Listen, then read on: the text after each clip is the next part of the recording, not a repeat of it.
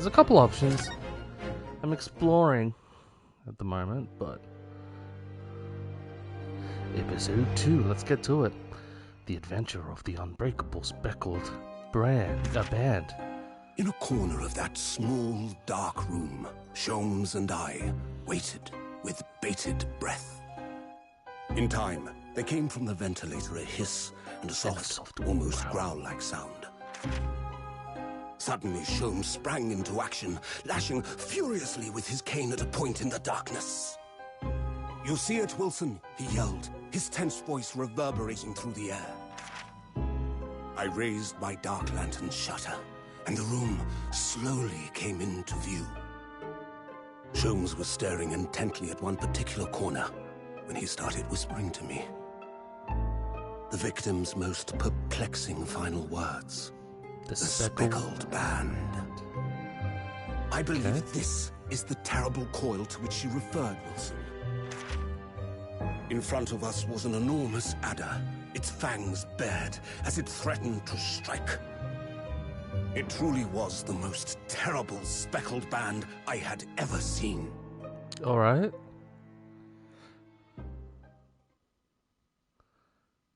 The 9th of January, 6:37 a.m. On board the steamship Buryard. I was just going to say Buryard. So then, let us unravel this mystery and discover what events led to this curious murder. Pray, do excuse me. The cabin door was bolted from the inside when the man was killed. No marks to suggest the bolt was tampered with in any way. So, this would appear to be a locked room mystery. In his final moments, the victim scrawled a message on the floor. Almost certainly with the ink from this upset bottle. A Russian word. So the victim was a Russian man then. And the letters are well formed, suggesting he was compos mentis at the time. This is a most extraordinary script. Huh. And evidently not penned by the same hand as this message. In fact, I deduce it was written by someone of a different nationality.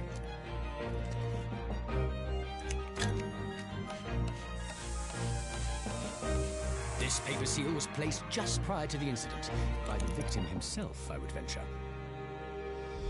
Well, what have we here? Wait, what?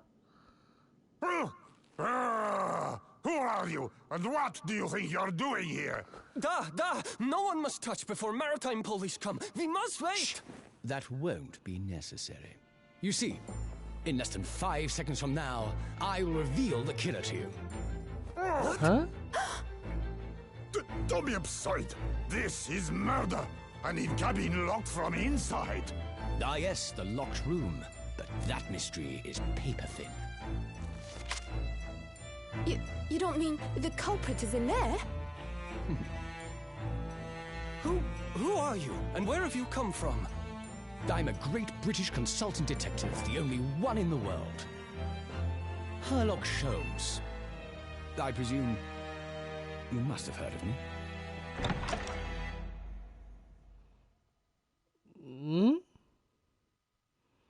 Okay.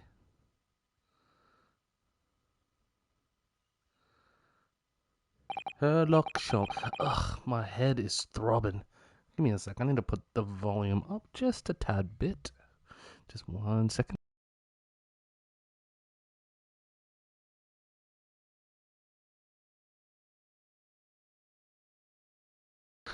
Ugh, my head is throbbing.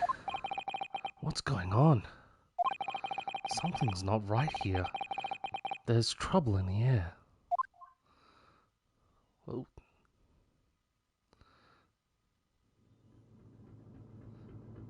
Oh. This is where he got... This is what... Wait, I can't move! Oh, shit! Ugh, what the... Oh, shikes? Alright. Why am I in handcuffs? So, you wake up now, That's what I'm guessing. Oh, you wake up now, We had to drag you out of the wardrobe. Oh. I do not believe how you could not wake up. You are a true cold-blooded man. You? Wait, we're Oh yeah, no, we're the main. Huh. You found me then. Duh! We found you! And now you pay, criminal! How long are you hiding in that tiny wardrobe, Ugh, sorry. Now you have been found. It is time to admit your crimes. Unless you want to find out how cold the ocean is, No, I'll tell you everything. Wait, what happened? There's only one thing I'd like to know from you. Isn't that... Oh. Why did you do it? Why did you take his life? Miss Susato. Wait, what did you just say? Take his life?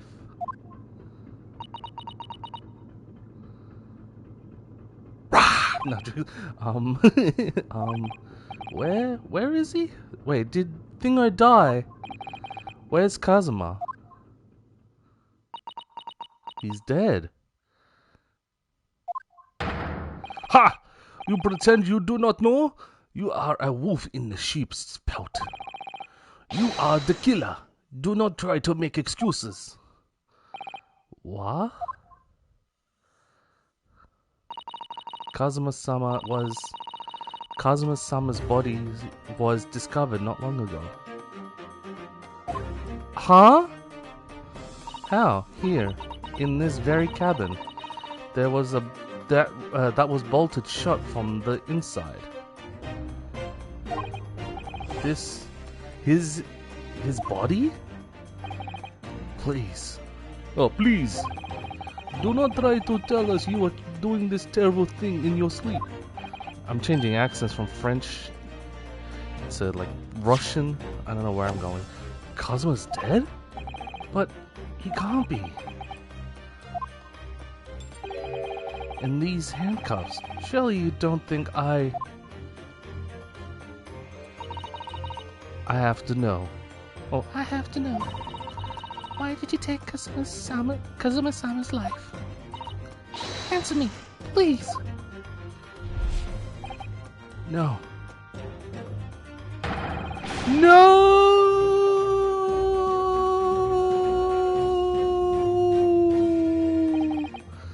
Kazuma, it was just 2 short weeks ago.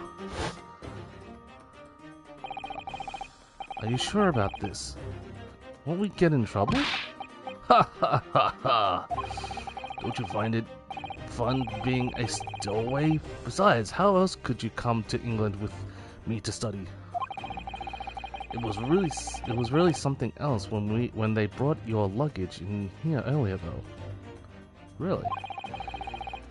The way that Russian crewman... Oh, it is a Russian crewman. The way that Russian crewman just tossed your traveling case onto the floor? I thought I was going to die. Oh, so he was hiding. Yes, I still can't quite believe that. I really didn't think you'd be able to fit inside my trunk. You must be even less of a man than you look. Hey, honestly, I thought I'd broken every bone in my body. Well, it's about 50 days until we dock in Great Britain. But if you confine yourself to my cabin here, I don't expect anyone will discover you. Ah, I hope not. I get the feeling those Russians wouldn't be very forgiving of a stowaway. They're a sturdy bunch, that's for sure. What I want to know is, why do we need to keep it a secret from the young lady? From our faithful judicial assistant Mikotoba, you mean?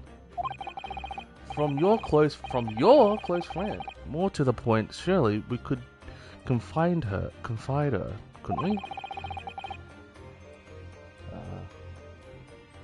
I don't believe she'd give me away. No, but if she knew what we'd done, that would make her guilty by association. It's best that only you and I know about this. I suppose so. Anyway, it's about the time that the steward is supposed to come and clean the cabin. Oh no. I know it's cramped, but you'd better get in there. I think it won't be for long. And anyway, compared to hiding inside my traveling case, it'll be a breeze. Yes, but what if the steward decides to open the wardrobe for some reason? Then I'll be in for it. Stop worrying. I'll tell you what, why don't you write "keep out" or something on this piece of paper? What? Then I can stick it over the wardrobe's doors once you're inside. I don't know. We've only been at sea for about 15 days. How can this have happened? We were supposed to be going on this adventure to England together. So he was in this cabin for 15 days, sorry. We leave you at next port. Stay quiet until then. Don't make more trouble for yourself. I'll be Russian then. Murderer. No, I'm not a murderer. Da, you said before. You said you admit everything about your crimes. No, that's not right. I mean, yes, I did stow away on the ship, but murdering my best friend? No one else could have done it. Admit the truth.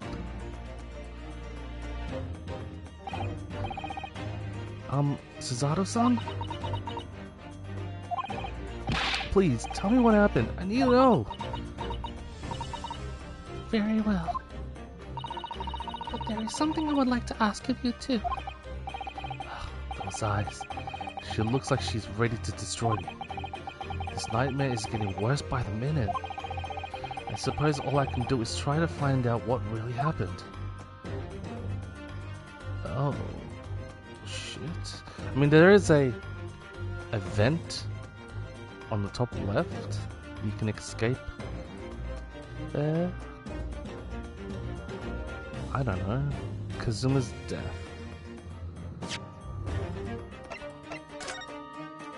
Wanted to inspect this. Ah, the symbol of Yume's University. Every student wears this pin with pride. It's funny, but most emblems seem to be either round or rectangular. I like this spike design, even though it doesn't really make any sense. Although it does cause problems. Lots of students end up cutting their fingers on their badges. Perhaps it was the idea of one of the founders, a sharp pin for the sharp mind or something? I mean, I think it's going to be the same thing as last time. My personal student number is engraved on the back here. If you lose your pin, they won't accept you as a UMA student at the university. You may not come in, they say. Of course, you can get a new pin made if you can just tell them your number. I've actually lost mine twice already, but I still don't know my student number by heart. I always say to myself, I mustn't forget to write it down somewhere, but then I forgot to forget that. But I forgot not to forget that. What's this? The seal. Kazuma would stick this over the doors of the wardrobe for me. It says "keep out" in Japanese, though I'm not sure the Russian crew can actually read it. I mean, this probably was the residue. You can see the remnants of the glue we used to stick this over the wardrobe doors. Although it wasn't proper glue, of course, we didn't have any of that with us. So I pulverized some rice into paste to use instead. Nice. But to a stowaway like me, every single grain of rice represents precious rations. That's why I spread it thinly as I could. I couldn't bear to waste any. Same as here. Okay, so rice.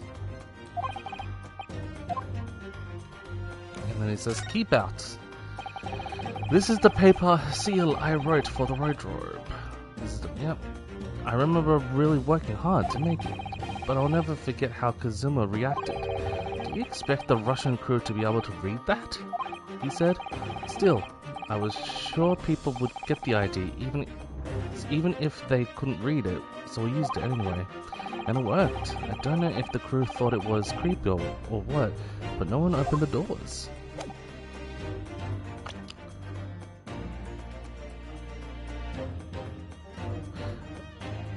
A certified lawyer and my best friend. He was on his way to London for a study tour when he was taken from this world.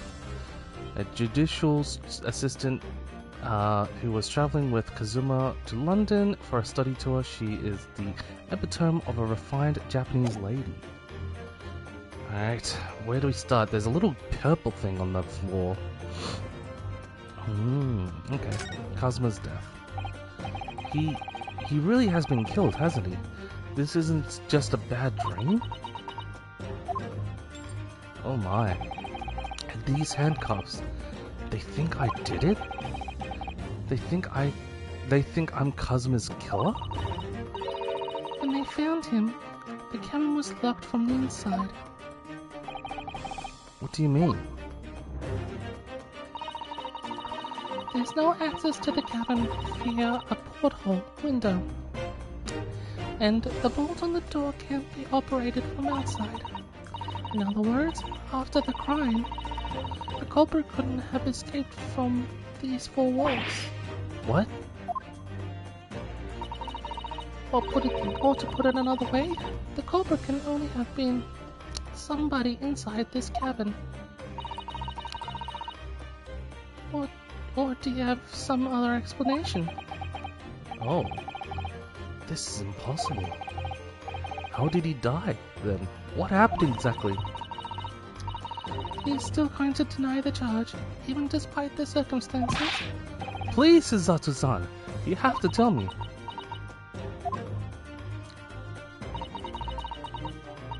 The cause of death is still undetermined. They don't know how he died? The ship's doctor is examining the body, but of course he has no post-mortem analysis experience. I don't suppose we shall learn more until an expert has been consulted at our next port of call. Okay. So presumably that means there were no obvious external signs of injury then. That's true, yes. Okay, about the incident.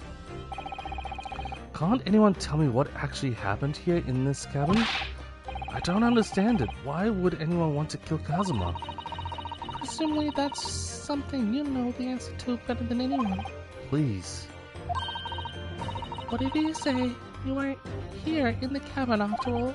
Well, yes, I was, but... Dang. He would always wake before dawn and do his training first thing in the morning. Oh shit. I was waiting outside his cabin as I have every day so far on this voyage. But this morning he did not come. I could sense that he wouldn't. Oh, does that mean he was already dead with Suzato-san when arrived at his cabin door? I wonder. I knocked, but there was no reply. Well, I'm probably gonna just drop that voice. Then I started to become worried, so when I went to find a member of the crew, the crewman forced the cabin door open, and when we managed to get inside, there was Kazuma-sama collapsed on the floor.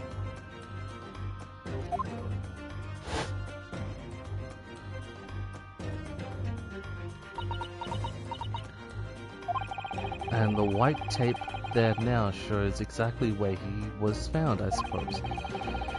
I had no idea anything had happened. I must have been asleep in the wardrobe somehow. I wish it wasn't the case, but that's just very hard to believe. This is all very hard to believe for me too, trust me. Now I've told you everything that I know, so it's my turn to ask you a question. Yes, alright. Ugh, my head feels so heavy. It's still throbbing like anything. Stowaway last night. Why are you even on board this ship, Naru-san? You said something before about being a stowaway, didn't you? Oh, yes. I'm afraid that's true. It's 2 weeks since we left Japan now, and I've been shut up in this cabin the entire time. I had no idea. But how could you have accompanied Kazuma-sama's cabin for so long without him noticing? No. That would have been impossible, obviously. Yes, of course. Kazuma invited me. He wanted us to go to England together. He actually asked you? But why? I'm afraid I don't really know the reason myself. I don't understand. Kazuma, why do you want this? What's the real reason? Why go to such extreme lengths to smuggle me to England with you?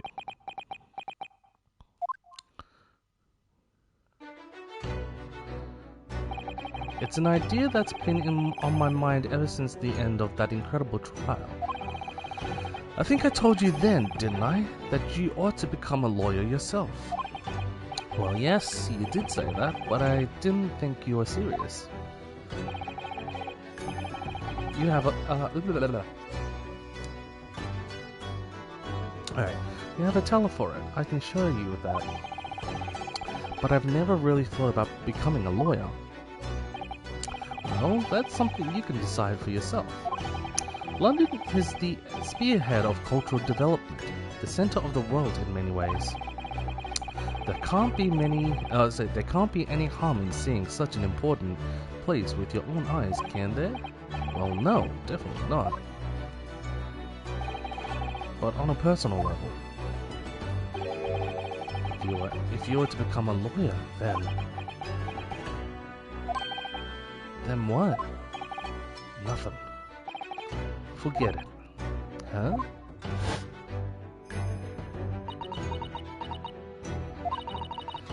Kazuma-sama he was always saying the same thing, that he wanted to change the Japanese legal system. Perhaps he thought that he could do that with you. Yes, maybe. Something's still bothering me a little. The look in his eyes then, it was darker than I've ever seen it before. Suzato-san, I'm sorry that we kept it a secret from you. My stowing away on the ship I mean. If I know Kazuma-san, I expect he was trying to protect me to avoid me becoming guilty by association. That's exactly right, yes. Word perfect, in fact. Last night. If you're not the culprit, then tell me, what happened last night here in this cabin? You don't know. Well, the thing is, I don't really remember. Kazuma brought me something to eat, just like he always did. And then I got myself into that wardrobe over there, just like I always did. After that, I fell asleep. Well, yes. So deeply that you didn't even stir... Wait, so deeply that you didn't even stir when Kazuma-sama was killed? Well, yes. I know it sounds unbelievable. Really, I do. But it's the truth. If only I'd woken up, then perhaps I wouldn't be in this predicament. And for some reason, my head's still throbbing like anything. Really.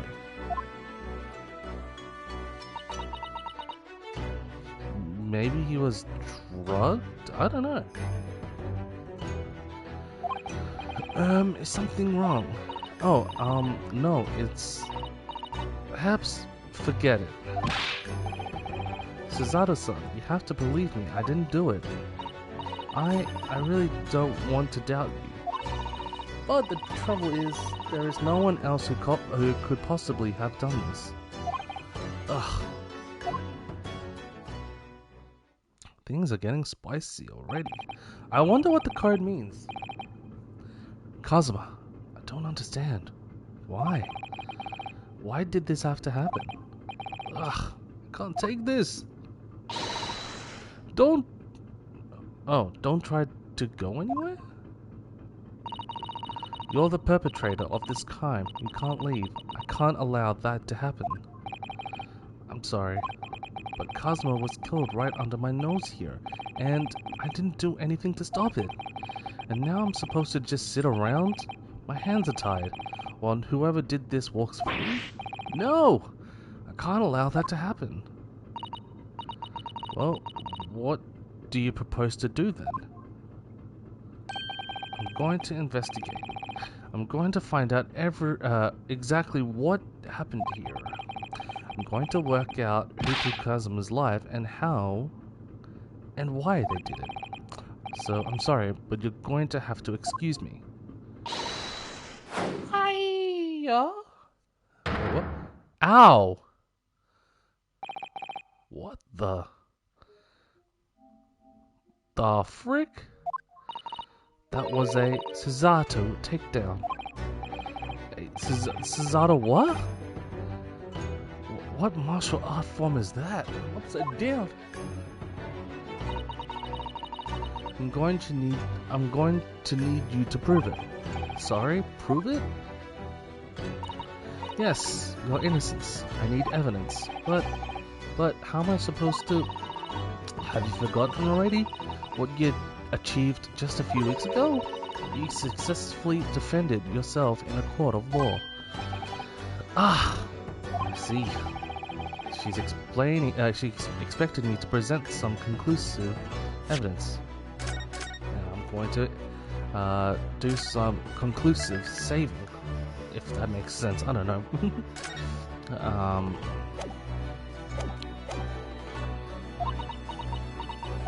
I have my badge. I have to get Suzato-san to believe me. I'll show her some evidence right now that proves I'm not guilty of this awful crime. And that's... I mean... It's just this. Yes! Tell me, when was I discovered in the wardrobe before? Was this piece of paper stuck over the doors? Oh, yes, it was. I remember it clearly. I thought so. Kazuma always put it in place whenever I went to sleep in there, just in case the cabin steward or another crew member decided to look inside. So naturally, he did the same last night as well. Ah, yes, of course. The gentleman who discovered you peeled that sign from the wardrobe doors before he opened them. But if I were truly the culprit, I couldn't have climbed back inside the wardrobe and stuck this on the outside of the doors on my own. Yes, that's quite true. In other words, it's impossible that I killed Kazuma.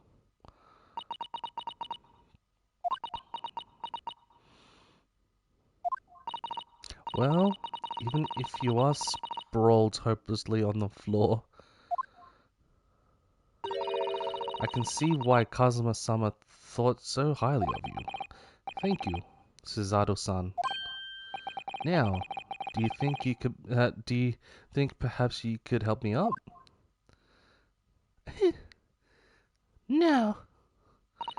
Well, in the light of that evidence, I don't see any reason why I should stop you from investigating in here at least. Thank you. So you finally believe me? I'm sorry, no. What? I'm not sure yet. That smile? Oh, I thought she was smiling. I can't rule out the possibility that you used some sort of conjuring trick to put the sign back in position. What does she think I am? A magician? For now, I suggest you investigate as thoroughly as possible in here. I'll do the same. Alright, let's get to work, Suzato-san. Please don't misunderstand me. I still have my doubts. Oh! I shall be watching you to make sure you do nothing that might disturb the crime scene. I wouldn't want you using your conjuring tricks to destroy evidence, for example. Right. Well, anyway, I should make a start on investigating here. Examine everything I can. Cousin, I swear. I will avenge your death! Let's save again, because I think I want to investigate every minute detail.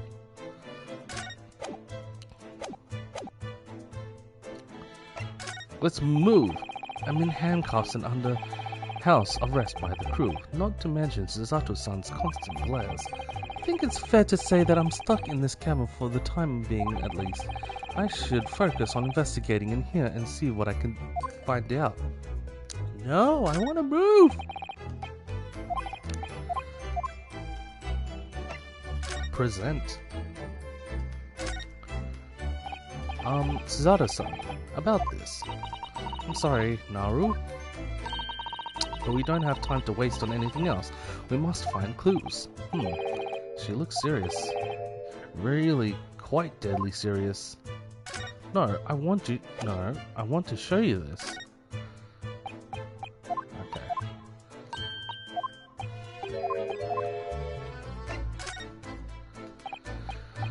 Oh, no comments on either. There's food on the floor? It's like a burn? That's a huge burn. Oh, hello, sir.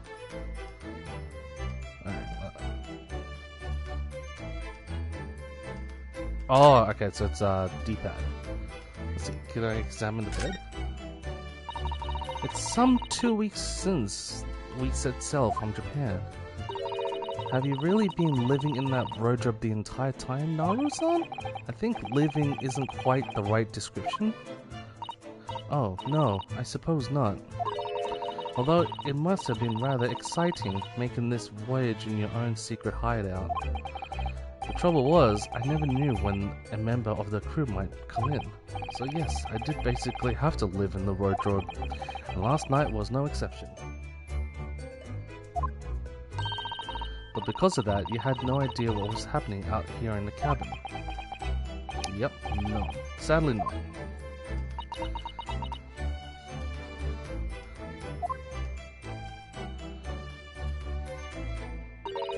Oh dear, that won't do. Oh, what's the matter, Suzato-san? Wait, what? Whenever I'm examining things, I always find myself so focused I forget to look around properly. Ah yes, that's not good. I don't suppose you're as foolish as me in that regard, are you, Naru-san? Wait, what? Yeah, that's... I'm sure you're careful to look around, all around using left, right, aren't you? Now, let's investigate all corners of this cabin. Yes, let's do that. I suppose my field of vision has been rather small until now. Yeah, wait, what?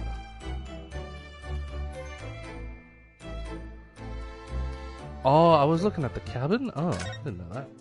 At least it gives me a tick. This is, yes, it's a bell cord contraption, I think. What do you mean, contraption? I read about it in a book I was studying that talked about life in Great Britain. Large households often have bell cords like this, which you can pull to ring a bell to summon servants. Really? That sounds almost magical. Shall we give it a little try? Yes! In the interest of cultural research, obviously.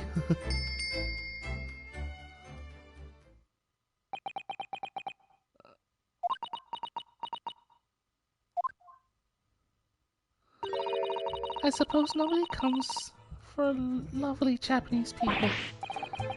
No, I'm sure it's just that everyone is busy, that's all. I think that's some kind of opening for a ventilator. A hole through which fresh air can circulate through the cabin. Isn't that a little odd? What do you mean? Well, this ventilator, if it's what it is, looks like it must be connected to the next door cabin. Yes, it would appear too, you're right. But if its purpose is to allow fresh air into the room, surely it should be connected to the outside. That's true. Perhaps it's so that rain and spray don't find their way in when the seas are rough or something like that. I suppose, maybe that's it. Tick and a tick. We can't do the bed. Oh, it's a bed. Can we sleep on it? Together. Wait, what? The chair. Can we sit on it together? Is this like the announcement thing, isn't it? Well, let's look at the desk.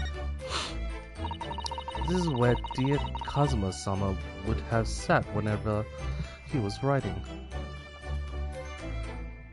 Okay. Oh, London Diary. Poor Kazuma, he didn't even make it to this. He didn't even make it to his destination. It looks as though the last entry is incomplete. Which means, what? He was in the middle of writing it when the incident happened? Let's see what it says. It could be a valuable clue. Hi-ya! Ow! That's out of the question. What? Kazuma-sama may have departed this world, but you must not read his private thoughts. But what if it's something important? Something relevant to the case? Alright, I won't read it. Poor Kazama. I don't like prying into people's personal matters either. But in this case, isn't the need for clues more important?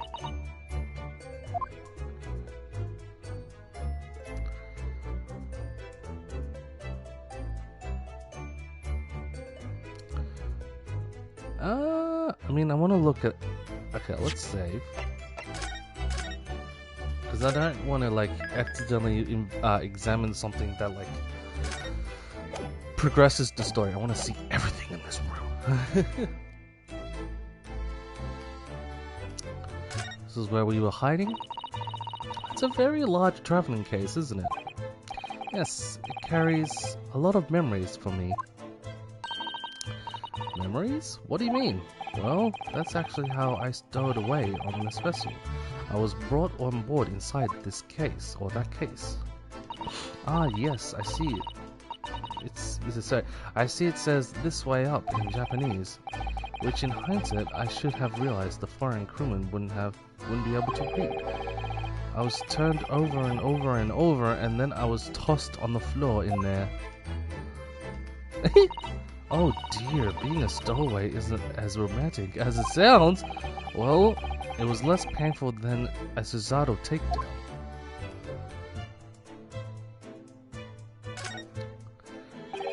The books have fallen over on the shelf. Look, they've all toppled the same way. And what's this? A statue of some god of the sea? Although he's fallen over as well.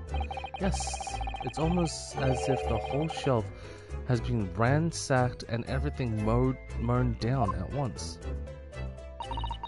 I wonder if perhaps it was Kazuma-sama doing his morning sword training. Do you think? I seriously doubt it. Wait, what? Then perhaps it was you, Naru-san, in a fit of rage.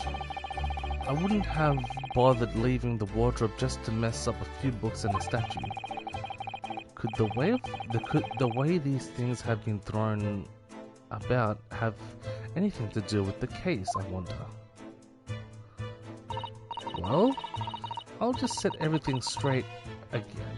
I don't like to see a mess. You're gonna get knocked, or not?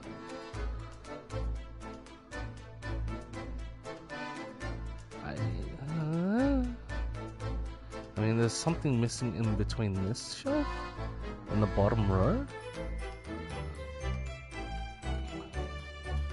It's missing something? Oh.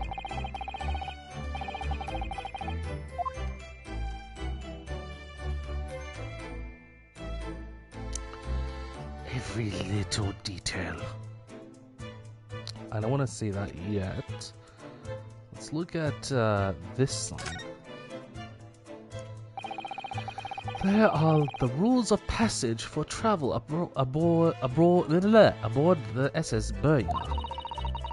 It's essentially a list of requests from the captain to all passengers on board.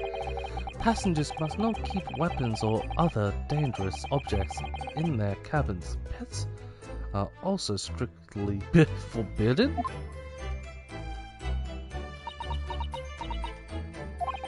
What? Why are you staring at me? We're a pet. Oh, sorry. I was just thinking, are you more of a dangerous pet object or a pet? A pet. I can't decide.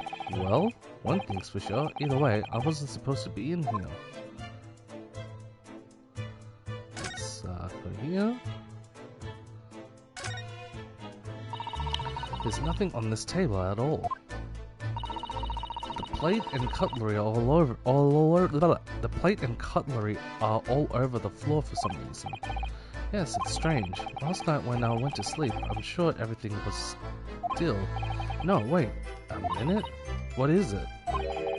That's funny. I can't seem to remember anything about what happened after dinner at all.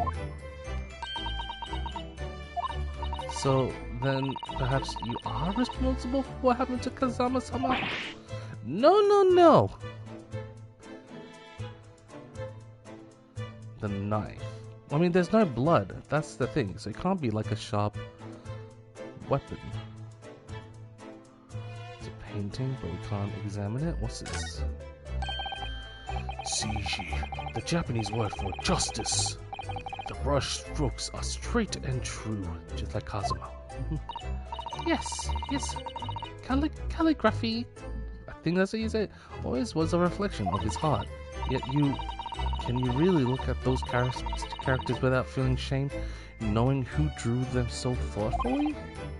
Of course I can. I mean, I'm innocent, so why shouldn't I be able to? Quintuple dots. I don't know. Even though you stowed away on the ship. Now you're going to bring that thing up?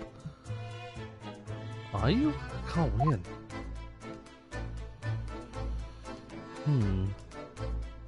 To the door. And I went for help, and the crewman forced the door open. This bolt had been firmly closed. It's quite a small bolt, and not particularly sturdy. And it just slides across to secure the door shut. But still, with the door bolted, there would be no way to get in or out of the cabin, that's for sure. It's no wonder everyone suspects me. When she glares at me like that, I feel tense all up and down my spine. I remember reading once in a detective novel, the culprit used a needle and thread to draw a bolt across from outside the room in a situation like this. Wait, what? Yes, that's a clever trick, isn't it? I'm an avid reader of detective stories myself. But the door of this cabin and its frame are made of metal, and they seal together perfectly. There would be no possibility of using that needle and thread trick here, I'm afraid. When she glares at me like that, I feel pins and needles all up and down my spine. Alright, let's speak to the crewman. Perhaps Perhaps I should see what this Russian crewman makes of the scene of the crime. Excuse me. What? I was wondering how is it going? The investigation, I mean. Grandmother told me Japanese people do not make jokes. But it's not true, I see. Sorry? The criminal asking investigator for information about his crime. Very funny. Oh, it wasn't supposed to be a joke.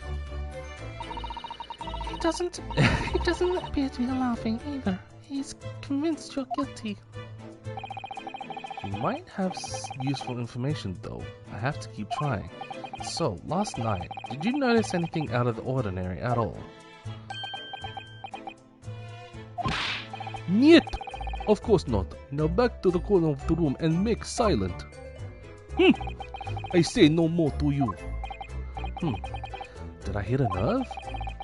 Just for a moment there, he seemed a little flustered. Oh no, he did it. He did it.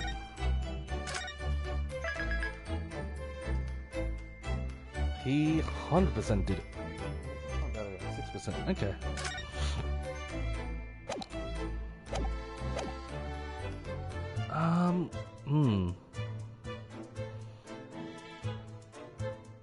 You got this, you got that. The sword though is like, that's the interesting part to me. It's placed sort of like carefully on the floor. Like maybe a pet killed him? I do not know. What is this? That thing has been bothering me for a while. Oh, it's a bell. What do you think this is? It looks like a broken piece of glassware. Oh. Whatever the thing was, it appears to have broken clean in two. With this sword? The glass is such a beautiful color.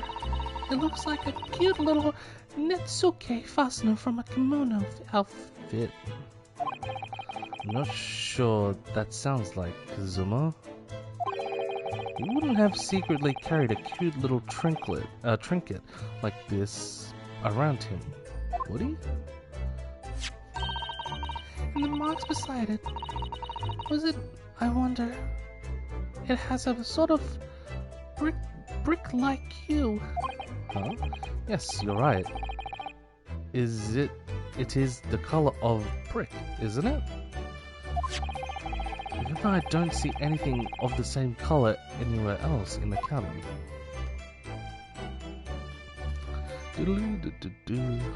Sword? That's Kazuma-sama's precious sword. He never went anywhere without it. Yes, he was always saying that a Japanese man's katana is his soul. I believe he had to work very hard to convince the government to allow him to bring it on his ship, on this trip. I suppose that shows just how important it was to him.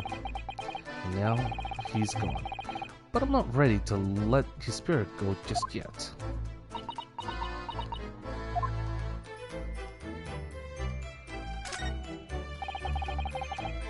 That's my dinner from last night, a roast chicken. It was really tasty. Yes, it was very delicious, wasn't it? But did you eat it on the floor here? I'm not a dog, Suzato-san. I ate at the table, of course. Which begs the question of when and how the plate ended up on the floor. So it's a dog. He wouldn't eat chicken clean off the bone, would he? But Kazuma-sama didn't like chicken at all, did he? No, that's right. So he didn't touch it. Which meant all the more for me. Oh no! Does that mean poor Kazama-sama spent his last night on this earth with an empty belly? It's just too horrible. Ugh, now I suddenly have a guilty conscience and an achy stomach. Nothing on the knife. Nothing on the knife. Just to make sure, just double check. Do I go to the ink first? No. I'll do the tape and then the code. That's my method.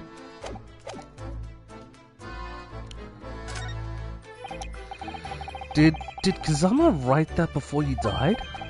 It looks like it's written in ink. He must have knocked the ink pot from the desk when he collapsed on the floor.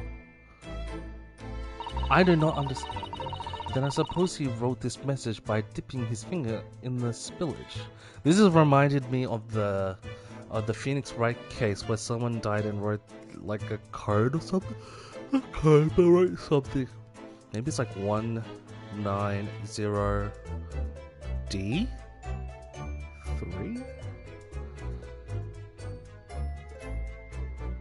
3? Whatever the triangle is? D? No.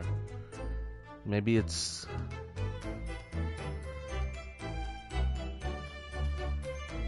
I do not know what that could mean.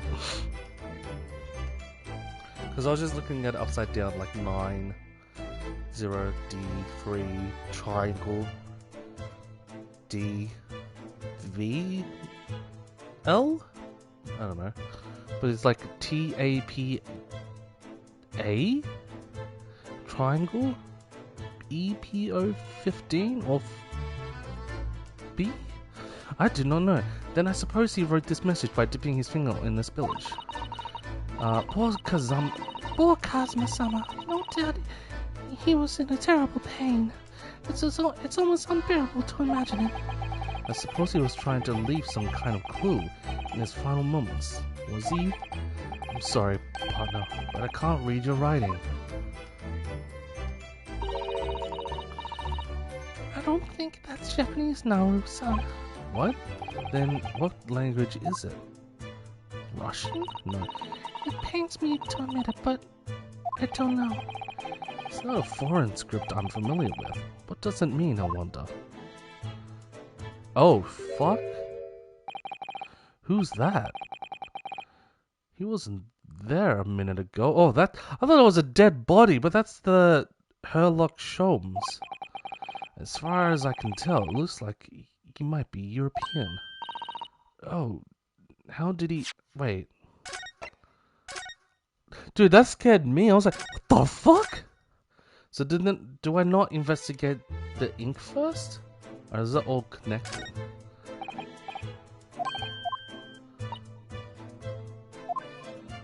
Okay, alright, that's fine. Dude, that scared me. I was like, did his body just appear out of nowhere? Dude, that scared me for a sec. I thought it was a dead body. Who's that? As far as I can tell, it looks like he might be European. Oh, how did he? You noticed the man too, have you? I have no idea who he is or how he got in here, but he looks suspicious and tall. Suspiciously tall.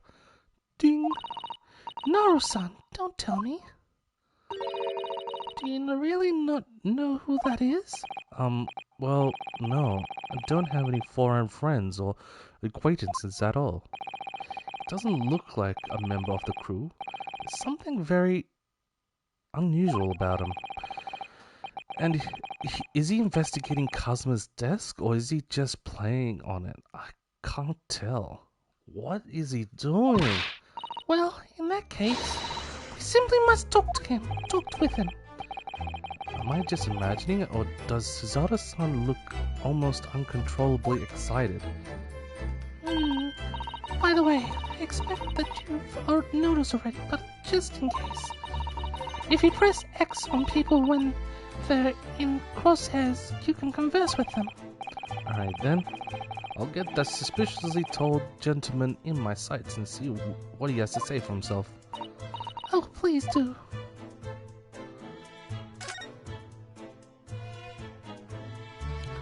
So that's all good and dandy. That is too... No, I don't want to talk to you anymore, man. Can we not? No. Can we move? I'm in handcuffs and not the rest of it. Oh.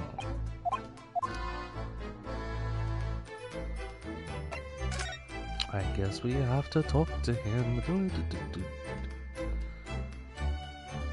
Just one final checkaroo. Hey, Sholmes. Excuse me. Excuse me. Do you have a moment? Shh. This is a critical point in my investigation.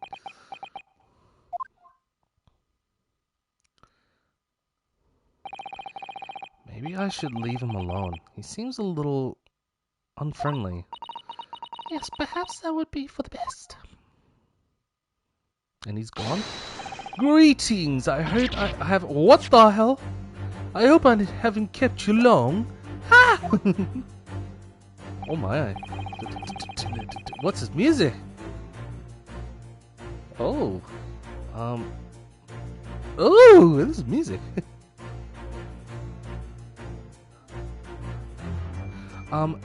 What exactly are you doing on Kazuma's desk just now?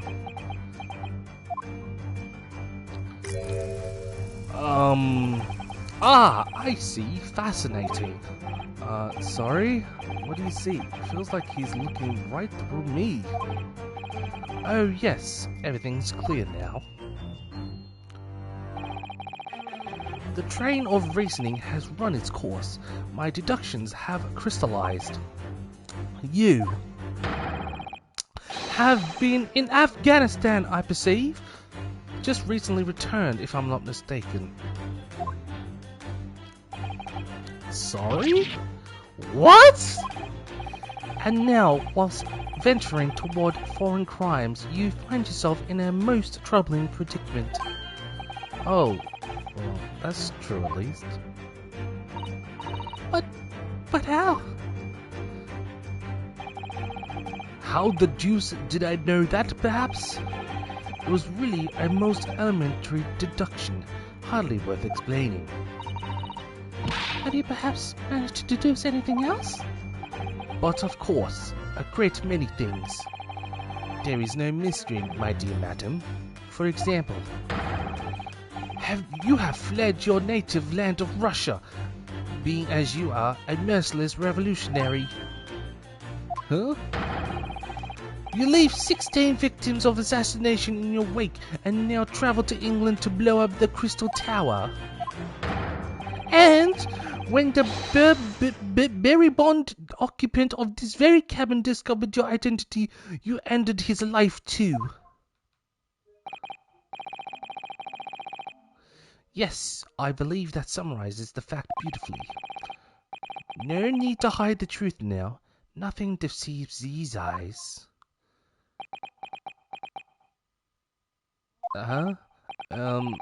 Just to be clear, you're talking about me, are you?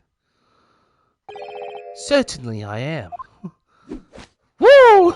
Do you see another in this cabin who fits the bill? A Russian assassin with 16 victims to his name. I don't even see one person who fits the bill. So it's true. It was you who did this to Kazama-sama. What?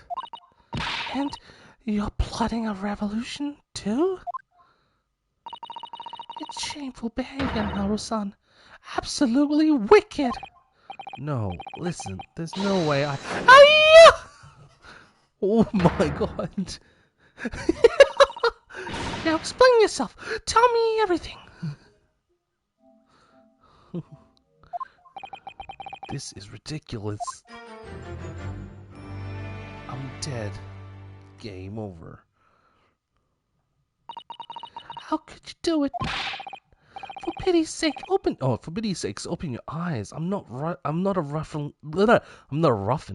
Russian revolutionary, obviously. Oh, forgive me. And as for you, what kind of deduction was that? You were just saying the first thing that came into your head. But was I not right? Whilst venturing towards foreign climes, you do find yourself in the most troubling predicament, you do not? Well, yes, maybe. Ha! There you have it. You see? What do you make of that, hmm? Well, to be honest, this ship is en route to England and I'm in handcuffs at the scene of the murder. So I'm not really sure you could call it a deduction. It's more plain observation. Indeed, an observation, my dear boy, is the basis of all deduction. My method is founded upon the observation of trifles. You see, I announce my findings with a brassy certitude. And more often than not, I'm right. Ha! I don't think you introduced yourself. Ha, my apologies. How remiss of me. I am none other than the greatest detective of the century, known to men and women the world over. The inimitable Sherlock Holmes. So, it's really you? The actual Sherlock Holmes? The very same. Oh, the very same. The inimitable actual Sherlock Holmes. Do you know this man, Cesaro-san? The most famous detective in the world? Naru-san, of course I do. There's nobody who hasn't heard of him. What planet have I been living on then? We must ask him what he's deduced. He will have worked out the entire case already, I'm sure. Really? Why do I feel uneasy about this?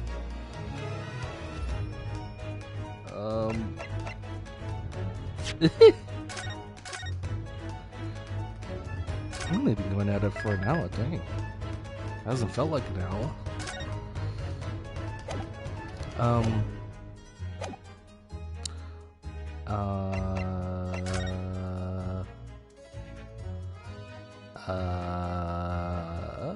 Let's see. Well, there's nothing pretty sure, but maybe he might have moved the table or something. Alright, let's present a badge. Mr. Holmes, what do you think of this? Shh! Quiet! When I'm ruminating in the course of my deductions, nothing must disturb my mind. Oh, so sorry. Ah! An Indian curry, perhaps? What's he ruminating about? The lunch menu?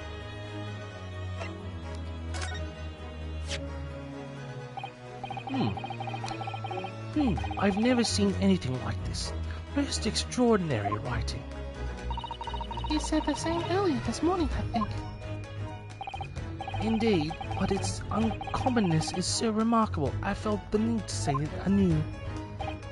Yes, I do believe. These characters may be a crude attempt at a Japanese script. What? Mr. Naru, I don't like to be the one to tell you this, but I think Mr. Holmes is trying to say that your handwriting is a little untidy. Is he making fun of me? Okay. I move.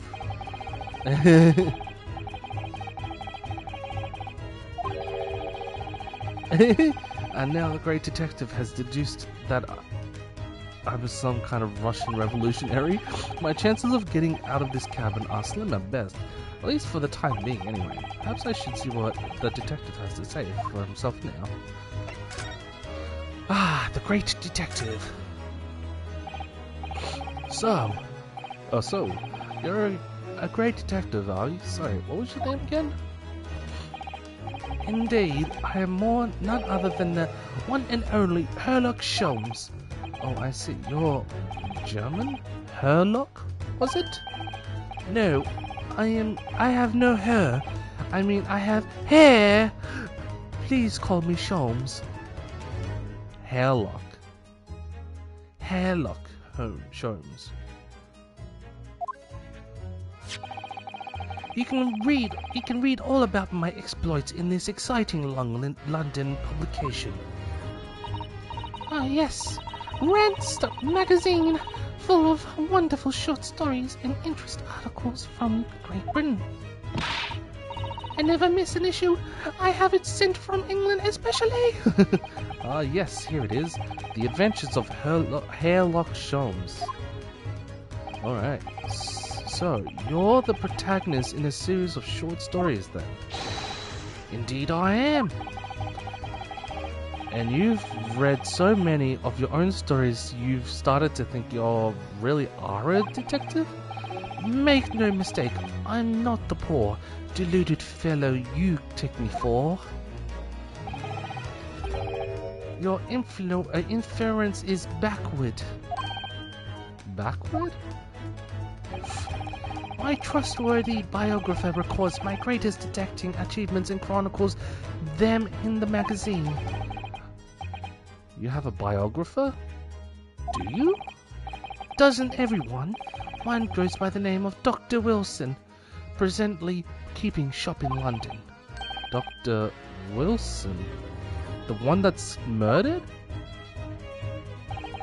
I must say, thanks to that publication, I've been fantastically busy of late.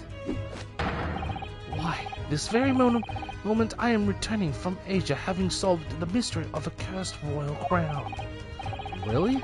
Can't work out whether I should take this man seriously or not. What? Deductions, you see. Deduction, you see, is to me science, logical reasoning in its purest form. A science? Really? The astute observer notices even the most subtle of reactions in his subject. A furtive glance, a twitch of muscle, a slight inclination of the posture. Fingernails, arms, sleeves, furrows in the skin, all these things are data. Right. And the trained logician makes deductions from this data in a blink of an eye. The ultimate conclusion is, without fail, the truth. Wow. As I demonstrated only a few short moments ago. How can he look at me in the eye and claim that? So you see, I have a turn for both observation and for deductions and fame.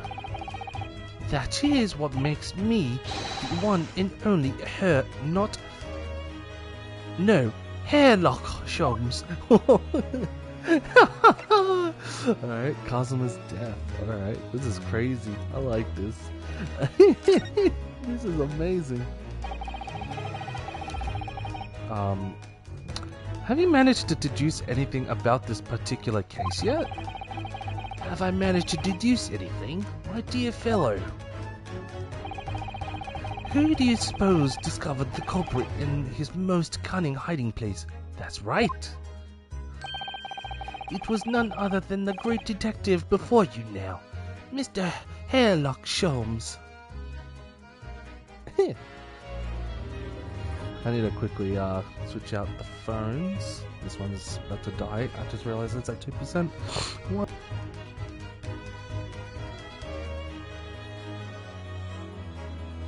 Alright, back. Just make sure I got me some G-Fuel at them while everything is charging. Just wanted to make sure if everything is loud and clear.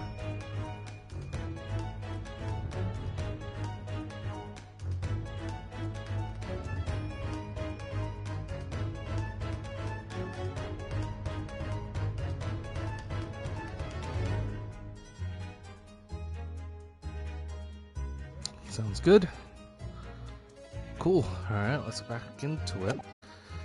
I see, in other words. Oh no, I see, in other words.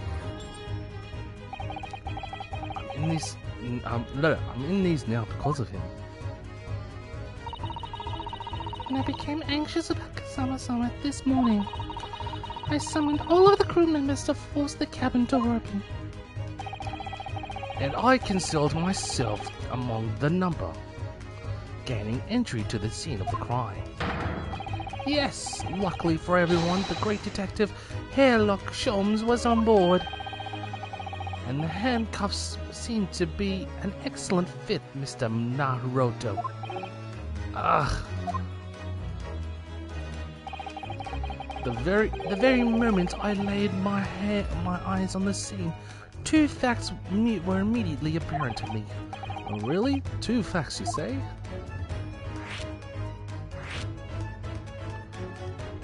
Two facts. Mr. Sholmes, tell us, please. What two facts were apparent to you when you came into this cabin this morning? Yes, but first, let us be precise. The two facts in question were immediately apparent to me. What? Yes, I understand, but what were they? Allow me to elucidate. Let's elucidate. The two facts that I deduced from a mere momentary glance at the scene of the crime were as follows. Number one, the cabin was locked from within, rendering escape of the culprit out of the question. Number two, the victim was Russian and killed... What? And killed following a dispute with an acquaintance. Hold on, Mr. Sholmes, what made you think the victim was Russian? Observe the dying message left by the victim on the floor.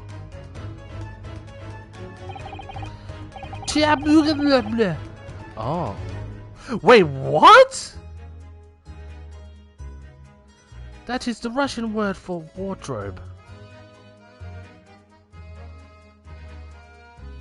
Then the killer did it. Wait. So the killer did it. He was in next door and heard and knows about this. Do you really think that Kazuma-sama could have left a dying message in Russian? In their final moments, many find their native tongue filling their head for this young man Russian. Kazuma was Russian? Was he? Initially, I considered Garderobe may be the name of the killer, a certain Robert Garde, perhaps. But in the interest of thoroughness, I decided it would be wrong to not to look inside the wardrobe there at least, where you found Mr. Naru sleeping soundly. Why so? I found you, the renowned Russian revolutionary killer. Why is that I'm Russian too? I observed that you were wearing the same attire as the victim. In other words, you were acquainted. And if my memory serves, that outfit is the traditional dress of the Russian people. What? Our school uniforms are the traditional dress of the Russian people? I had no idea. And I had no idea a detective could get something so wrong. I took a photograph of the victim and the message that I might analyze for possible hidden details.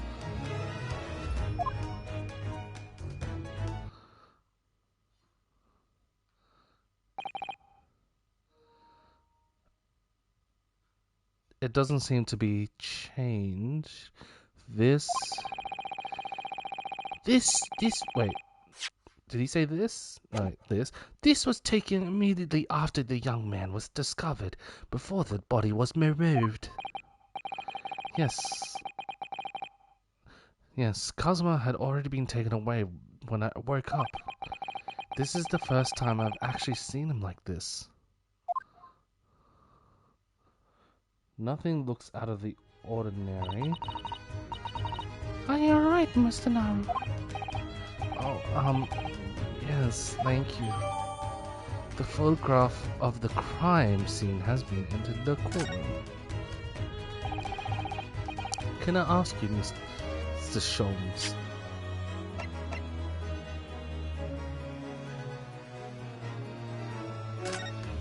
think this could still be upside down.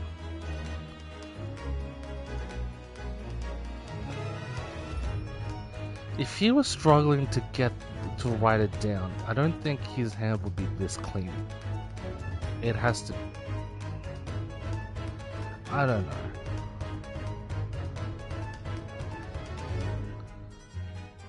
Is he holding something on his fist? Maybe?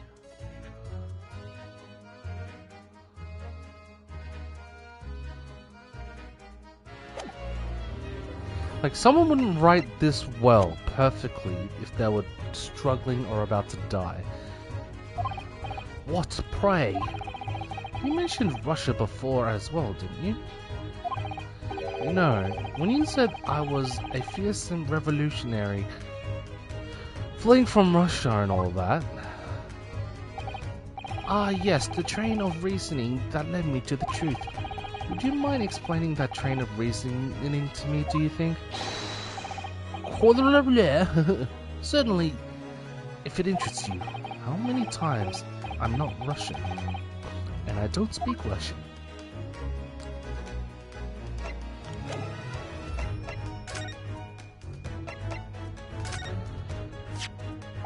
Ah, the photograph I took earlier this morning. Yes, you may keep it.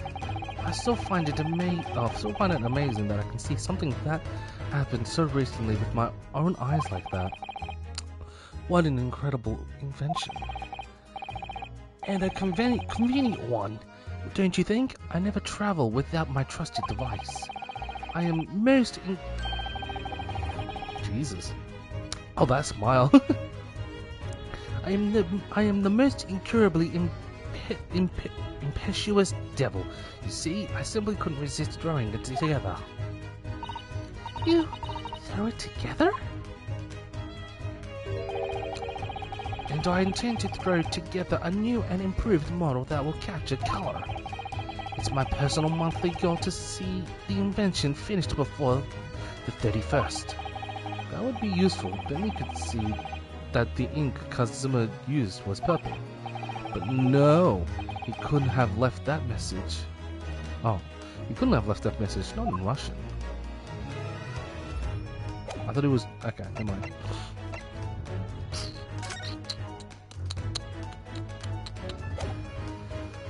Okay, your deduction just now. Can we talk about your deductions before? The thing you concluded about me, I mean. Ah, the now famously accurate troubling predicament you find yourself in. Actually, it was the other details that I was more hoping to discuss. You know, the merciless Russian revolutionary and assassin of 16 part? Ah, yes, the more sordid details. It was a fairly commonplace deduction. Here we have this morning's paper. The main headline reads: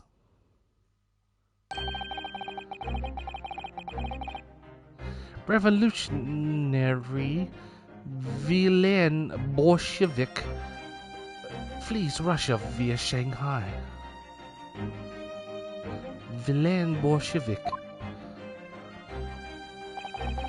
This vessel made a port call at Shanghai yesterday, and last night the young Russian was murdered.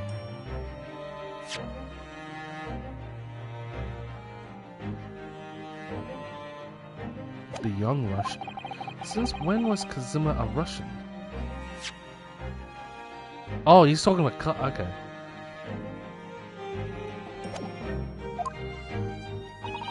It sounds like Mr. Shams was... sounds like Mr. Shams has concluded he was Russian because of what Kazuma-sama wrote on the floor. It was a simple act of reasoning to realize that the culprit of this crime was the same merciless revolutionary. One who would kill the very man who helped him to escape after his true identity was discovered.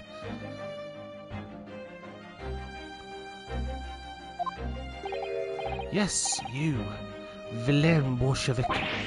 No, no, no. How could it be me? I don't look anything like this man. Just look at his face. Well, you are a fearsome revolutionary after all. Therefore, you have no doubt learned to revolutionize your appearance as well. Ugh, please. And I might add, your name does not appear on the ship's passenger list. Need I say more? Well, that's because I'm a stowaway. What about the other details? The 16 victims of assassination and blowing up the Crystal Tower? Ah, yes, the journalist clearly interviewed the man and printed all those particulars in the article. The deeds the man has perpetrated thus far and those he is plotting. Yes, everything about this revolutionary Bolshevik was included. There can be no mistake. Do revolutionaries usually agree to interviews with newspaper reporters? I wonder. And what about the part where you said I was just returning from Afghanistan? Also quite clearly stated here in the article. Bolshevik, I think that's how you say it. Bolshevik is recently returned after a period of subversive activities in a war-torn region of Afghanistan. Where even is it anyway? This Afghanistan place. Here, take the paper for yourself as a little memento of this great deduction. Oh, thank you?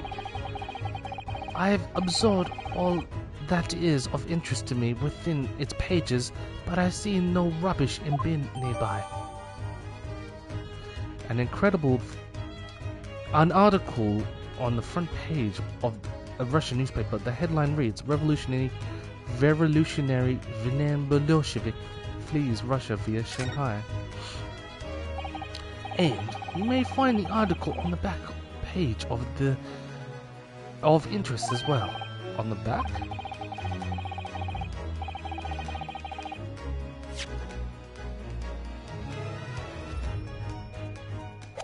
Okay. Cast your eye over it sometime if the interest takes you through, though you may need someone to interpret. It's all written in Russian. I couldn't hope to read it. Alright, well, I still want to have a look. I couldn't find anything out of place.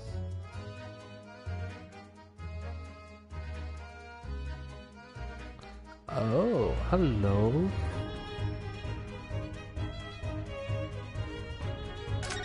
Alright. I'm afraid I can't read a word of Russian. No, me either. Oh no, wait. I have it switched around. No, me either. I have no idea what any of this says. The pair of you floundering is a sorry sight. Allow me to offer some assistance. The article on the front page of this newspaper is concerned with a fearsome Russian revolutionary. It reads, Revolutionary Villain Bolshevik flees Russia via Shanghai. Yes, you told us that before.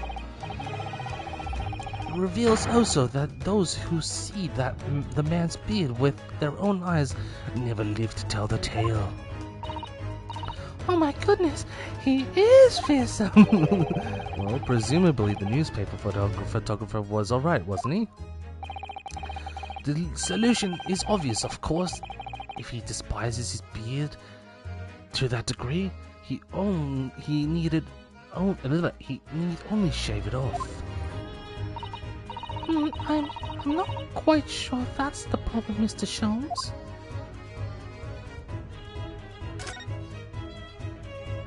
Who are you? This is interesting. Have you found something relevant, Naru-san? Well, no, I mean, it looks like it might be interesting. I can't read a single word, I'm afraid. No can I. But look at this picture. Perhaps it's about a beautiful young Russian princess, do you think? She's very pretty, isn't she? I suppose you enjoy articles like this, do you? I don't know. I can't make any sense of it. Ah, I'm glad you've noticed this article. Ah! Allow me to give you this. Allow me to give you a short summary of its contents. Oh, thank you. He pops up everywhere. This Mr. Sholmes. It's about the disappearance of a young lady last night. Okay. Renowned prima ballerina of the Novovich Ballet disappears from Shanghai. During a performance in Shanghai, the famous dancer was reported missing. She is, of course, the talented young Nikolina Pavlova. Why are Russian names so hard to remember? It would appear the woman was in costume when she was found to be missing from her dressing room, wearing the diamond tiara you see pictured, which was worth some 20,000 rubles. Rubles? Rubles? Oh, how much is 20,000 rubles? I have no idea. But I'm quite sure it must be an unbelievable sum of money. Suzato-san's eyes are shining like diamonds themselves. The tiara is the property of the Novovich Ballet. It would seem the director is beside herself with worry. Yes, I'm not surprised. The company is most anxious to recover both Miss Pavlova and the valuable tiara. Oh, okay. They've requested international assistance at all ports with sailings to Great Britain. Could this be another case of Russia fleeing his or her country? Does seem to be the Russian thing to do. I'm not even going to dignify that with a response, Mr. Naru. The article about the ballerina has been entered into the back. Okay. I kind of want to just go over the quick skin. So according to what Mr. Sholmes told us before, this article is about a dancer from a Russian ballet company who has disappeared for some reason. Yes, a prima ballerina called Nikolina Pavlova. She went missing from her dressing room whilst the company was performing in Shanghai. Okay. And the tiara she was wearing at the time appears to be a very valuable piece of jewelry. What was it? 20,000 rubles? Yes, I have no idea how much really that is, but I feel sure you'd be given change from that amount even after buying all the cakes in the cake shop. Her imagination is really running away with her. And now, in order to recover both Miss Pavlova and the valuable tiara, the company has requested international assistance at all ports with sailings to Great Britain.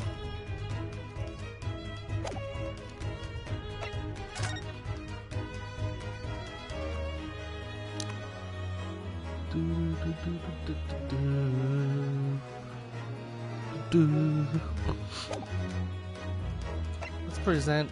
Oh, can we present? It's all in Russian. It's all written in Russian. I couldn't hope to read it, but I suppose it wouldn't hurt to glance at the article. Maybe there might be a picture or two.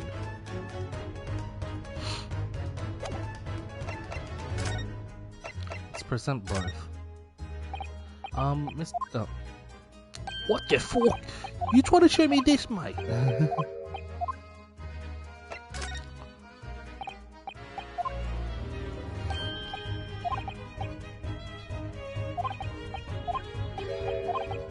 Oh, I thought it was something different. Okay. I was like, what?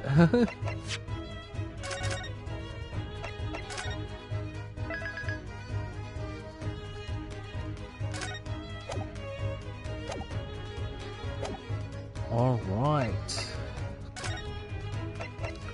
While you were just investigating, before we started talking, you were examining Kazuma's desk, weren't you? Kazuma? Yes, the victim.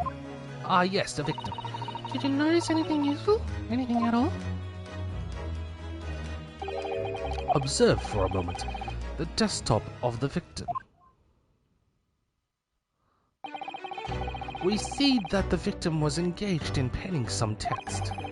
London Diary. Oh, London Diary. Kazuma was keeping notes of the trip. But...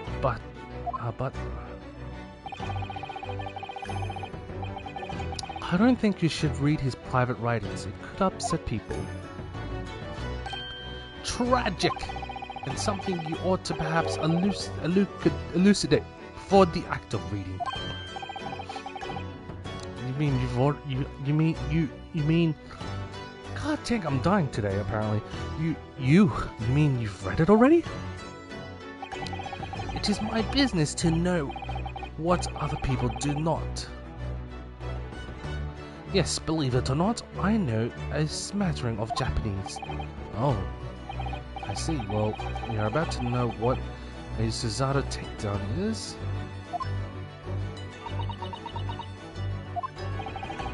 Suzato-san? Aren't you going to throw the detective with one of your trademark takedowns? I'm sorry, Naru-san. What on earth do you mean? Life is so unfair. Anyway, to return to the matters of hand, namely the story belonging to the victim. It would appear the final sentence is incomplete, as if the author were cut short. Tell me, what is the nature of the writing? Pray be precise as to the details. Oh, but I thought you knew Japanese. A smattering, boy. A dear boy, a smattering. Sayonara, bonsai, mikado, nado. I trust you suitably impressed. But this story is littered with complicated-looking characters of which I can read precisely none.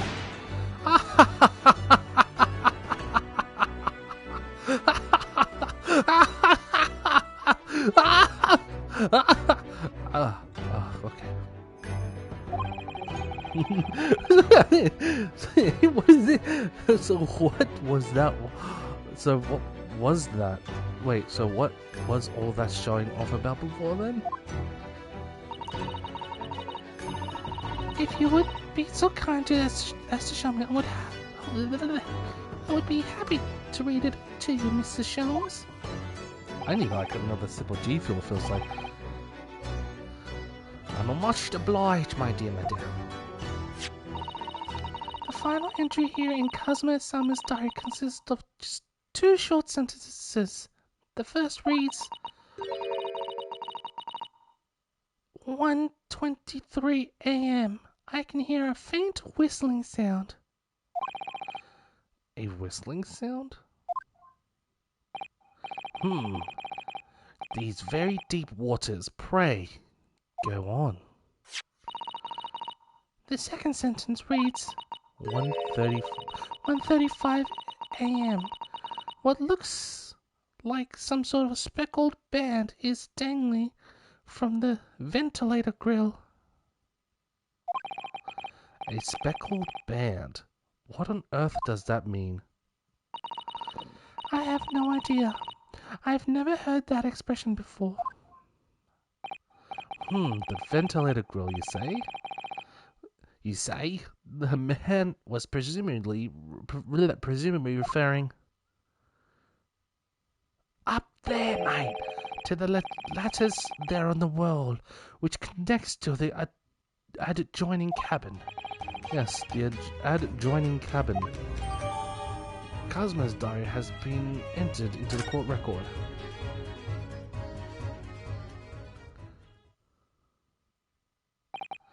So, I believe I've given you enough to consider the time being at least. Do you have somewhere to go? As it happens, the victim's writing in his diary have piqued my interest. The matter warrants further investigation, I believe, and if I am still too long, the seasickness takes hold. Oh, I suppose. You're thinking of investigating the cabin next door, which the ventilator connects to? Great detectives are a curious breed. Our minds rebel at stagnation. We crave mental exhaustion. exaltation. So yes, I intend to investigate, hence the truth will become clear soon enough. Do you think perhaps that we could go with you?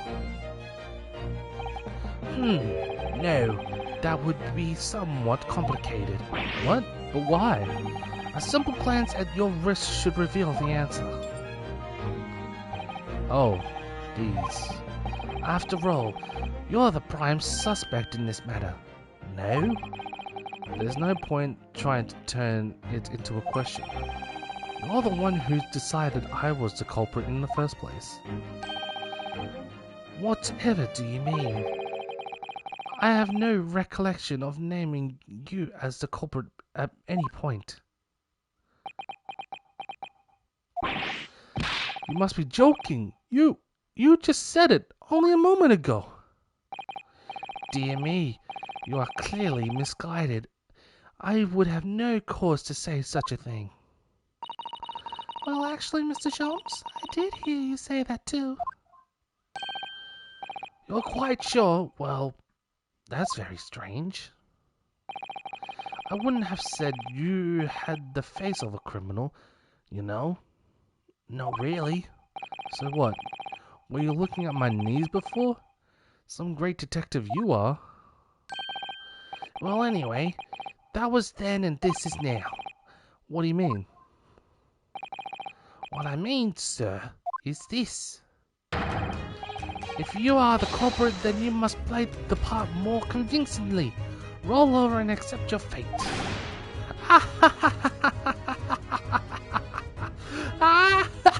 Okay. Now he's just being plain rude.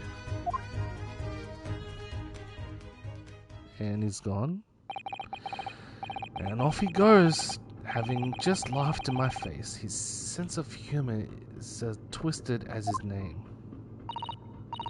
Naru-san, what are you just standing there for? We must go and investigate the cabin next door as well. Aren't you forgetting something? What about these?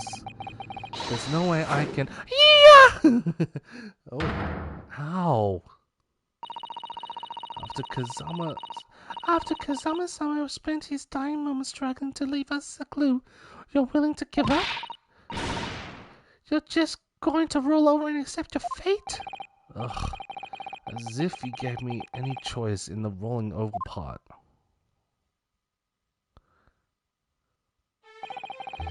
I think we still have some investigation to finish off in here first, don't we? Let's carry on examining what we can in this cabin while we wait for... Let's carry on examining what we can in this cabin while we wait for a chance to slip next door. Good idea. The situation doesn't look good for me, but there are still things I can do to help myself. And I owe it to Kazuma to do everything I can to find a way out of this and bring the real culprit to justice. Is that? It's a guy with glasses. Is something wrong, Naru-san? Oh no, it's just that crewman standing by the door. I can't help feeling like I've seen him somewhere before. Oh yes, you're right, he does look familiar. He looks like the detective. Excuse me, sir? Yes, what can I do for you? You look familiar. You look like the detective. I recognize that face, but it can't. But it can't be. Yep. It is. I didn't know you were here, Inspector Hasanaga. Huh? Hello again. What are you doing here? I think that should be my line. I was so stunned when I saw you, my heart stopped. Nearly stopped. Nearly stopped, I hope. I received some special orders to go undercover as a member of the crew and board the ship. Again? You certainly seem to enjoy undercover work, Inspector. If there's anything I can do to help you, please ask. I never expected to see this man on board. But perhaps his presence can help me out this hopeless situation. Huh?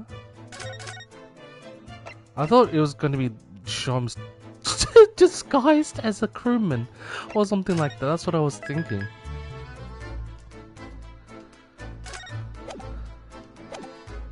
Can I show you my badge? Inspector, can I show you this? What the? Is that a fabled Imperial Yume University pin badge? I'm not sure if it's really fabled exactly, but... So, you're a genuine student then? Sorry? Nothing like me with my regular schooling. You're something much greater. Is that what you're trying to say? Can I have my badge back, please? Sure. Ah, this is the paper seal that was struck over the wardrobe doors this morning, isn't it? That's right. Try to stop the cabin steward opening it up and discovering me. Wouldn't it have been better to write it in English if you didn't know Russian? Maybe, but Uda paper amulets like this are part of the culture, Inspector.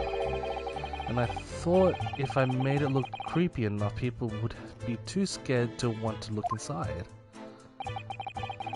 It isn't easy being a stowaway, is it? Have you seen this photograph yet, Inspector? Oh. Yes. Oh dear, are you alright, Inspector? Yes, sorry. I'm fine. I was hoping to hide my upset with a fit of coughing and spluttering. I'm usually very good at it, but trying to stifle my feelings seems to have stifled my cough at this time. It's all so sad. Asogi-san was such a promising young man. The Empire had such high hopes for him. I had such high hopes for him, even though I'm just a detective. We're all going to miss you, Kazama. Do you speak Russian? Can I show you this newspaper, Inspector? I'm sorry, but I can't read Russian very well. Oh no, that's alright. I know what it says. So you just wanted to point out your university level linguistic talents, is that it? Sorry? Nothing like me with my regular schooling. You're something much greater. Is that what you were trying to say? Sorry, I forget I mentioned it. Do you know this girl? Can I show you no, it's the same thing. I'm sorry. Okay.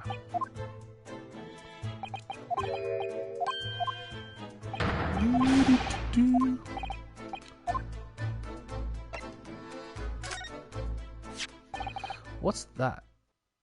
Oh. It's his diary? Just before he died, Kazama-sama wrote something rather strange in his diary. Strange? In what way? He wrote what looks like some kind of speckled band is dangling from the ventilator. A speckled band? That is strange. Yes, we're still trying to work out what he meant by that. But what I'd like to know is... Don't tell me, the ventilator, is it? You're very astute, Inspector. The ventilator clearly joins to the next door cabin. That's right, so if we could investigate in there, we might be able to work out what the speckled band was. Alright then. I can't leave this cabin at the moment. I'm stuck here until we arrive at the next port. The captain has given me strict orders to guard the scene of the crime, you see. I'll have to entrust the investigation to you. Really? You're willing to do that?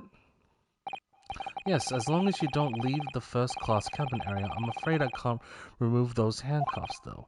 But what about the captain? Aren't you going against his direct orders? Ahem, ahem, ahem. I'm a man of my word. And I promise you that I'll lay my life on the line if that's what it takes to convince the captain. After all, I failed to keep Asogi-san safe. This is the least I can do. Thank you. Let's seize the moment then.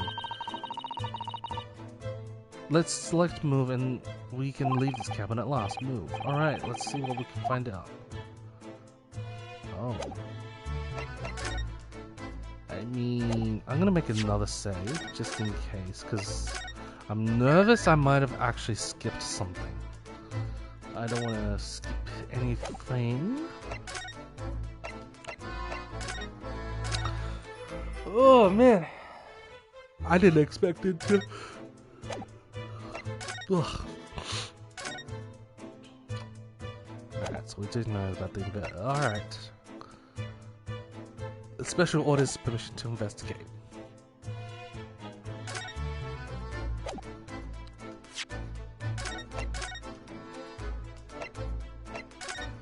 I think we should be fine. I'm not sure. Special orders. So what are your special orders this time, Inspector? Yes, why are you dressed as a member of the crew?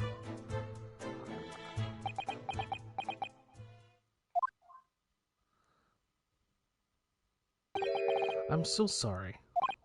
I'm so sorry. This is all my fault. I take full responsibility. For what? My orders were to act as Asogi-san's bodyguard. Oh.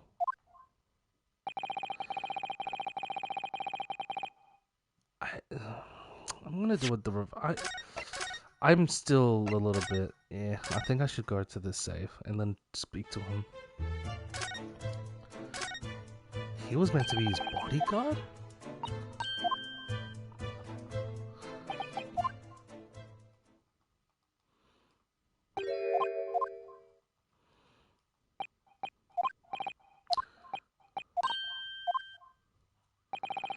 It was the Minister of Justice Jigoku who pushed for this overseas study tour to go ahead. And he entrusted me with ensuring that Asogi-san reached Great Britain without being assassinated? Assassinated? How could that have been a possibility? I'm not sure. But these are complicated times. There are tensions between the world's greatest powers. Minister Jigoku said we should be prepared for all eventualities. This is incredible. I don't believe it. Kazuma-sama was assassinated? Obviously, we couldn't give Asogi-san a visible security escort. Which is why I'm undercover now, posing as one of the crew. I see. And I didn't take my eyes off him the entire time we've been on board, from morning till night every day. But I never imagined it would happen here, inside his own cabin, not here on the first-class deck. I failed miserably at my assignment, and Asogi-san is dead as a result. I'm a disgrace, and all I can do is humbly apologize. Inspector. So if there's anything at all I can do to help you, just say the word! Permissions to investigate. We're doing what we can to investigate Kazuma's death ourselves. I thought you might be. You didn't do it, did you? You're not the killer. Of course not. We'd really like to investigate the cabin next door. Yes, so we need to be allowed to out of this cabin. I'm sorry. What? you'd been deemed a risk to the ship's safety if you moved to even touch the handle of the cabin door. That stormy-looking seaman there would surely snap your neck in two. I suppose I'm not just a stowaway now. They think I'm a murderer as well. I will kill you right now. Would it be possible to give me something to work with, do you think? I'm going to need something persuasive. What do you mean? If I had a solid reason why the next door cabin should be investigated, for example, I'd do everything I could to persuade the captain to allow it, really. I'd lay my life on the line if I had to. But I don't see how, and that's why we had the book. There may be a way. What? Really? Think of how you tried to persuade me of your innocence now, side, by presenting me with a piece of evidence that you already had in your possession. Evidence? It's just the same as when you were in court. You must have done it many times during a trial. Simply select the present panel and choose some evidence and that Inspector Hasanaga could use. So, evidence that would give us a viable reason to investigate the next door cabin, is it? Alright, yes, I think I know, I think I might know what we can use. Let's see if we can present the detective with the evidence he needs to persuade the captain. I mean, I'm gonna still go through all of it just for the funds. I'm just gonna, boom, boom. Are you kidding me? Just go through all of that.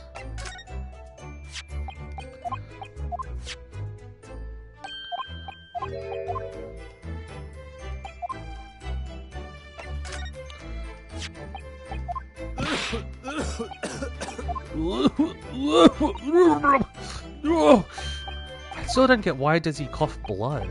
That's the thing that kind of worries me.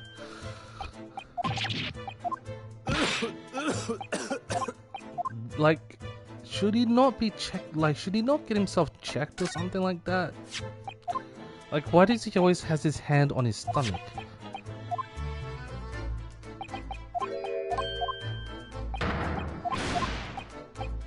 I'm so curious now. Like, does he have a wound?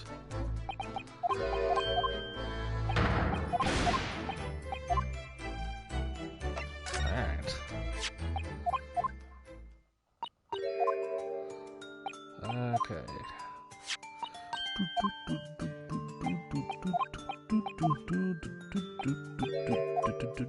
Alright, let's skip all this because we already went through it.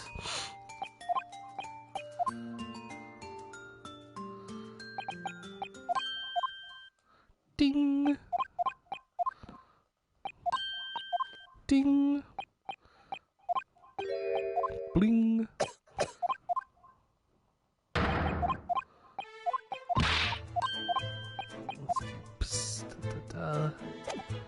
Alright, well, let's do an actual save this time. Is there any update on the text? Let's have a look. Alright, well, okay, so they didn't matter, but I'd rather be sure. A cabin of the SS Burya and the scene of the crime. Kazuma was occupying this cabin for the voyage to Britain, along with me as a stowaway. Kazuma-sama's quarters. Alright. First and foremost, we must get out of this cabin. The passageway that connects the first-class cabins to the SS Burya.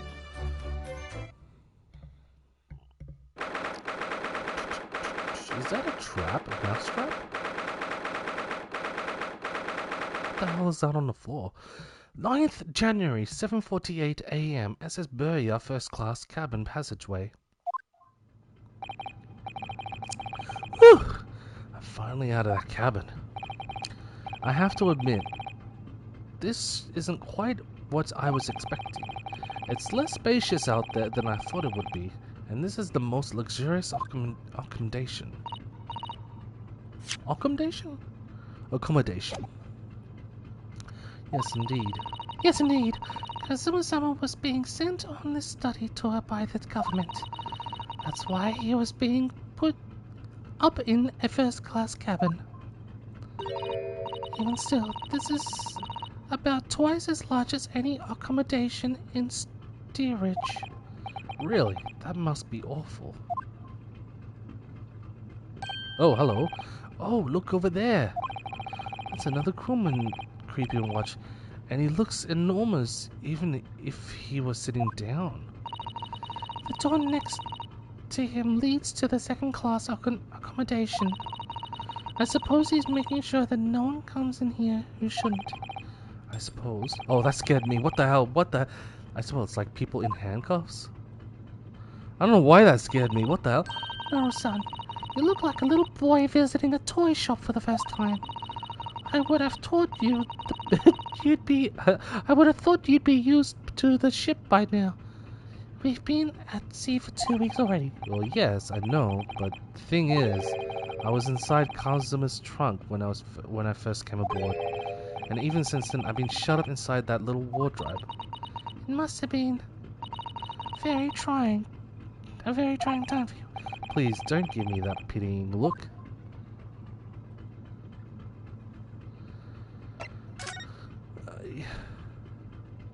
Ship section. This looks like a plan for the SS Burya. It shows each desk. Look. The Burya is a large-scale steamship with a triple-skinned hull. What a marvel of engineering. Well, it's been playing on my mind for a while now, actually, but how is it that such a large lump of metal doesn't just sink to the bottom of the ocean? Oh, that's really quite simple, Naru-san. It is? Well, consider the Japanese archipelago. The islands of Japan? Yes. They're not metal, but they're enormous lumps of earth, many times larger than this ship. And they don't sink, do they? They've been floating happily on the sea since the gods created them. Well, I suppose so.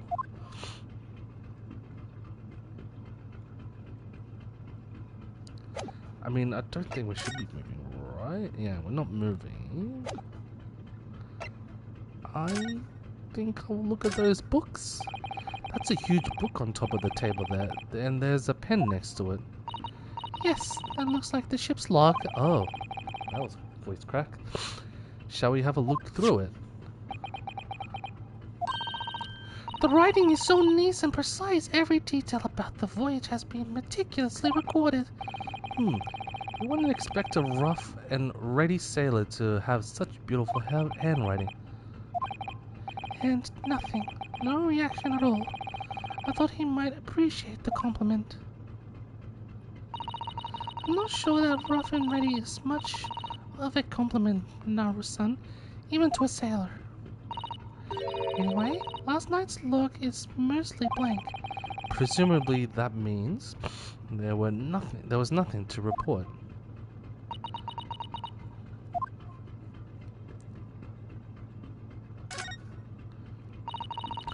That's the way to the second-class area of the ship. Something wrong? I was thinking about making a run for it, just for a moment. Things aren't exactly going well for me.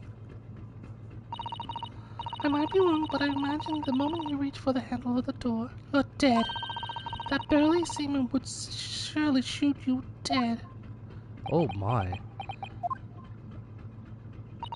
Oh dear, I'm sorry. Perhaps I went a little too far there. No, I started it with my talk of running away. And there's no way I could run away while Kazuma's death remains mystery. I will kill you right now. You will eat my words. I don't know what I was going on. Let's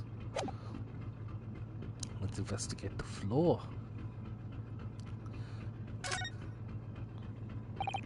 Oh my lord! Alright. Excuse me, but could I ask you something?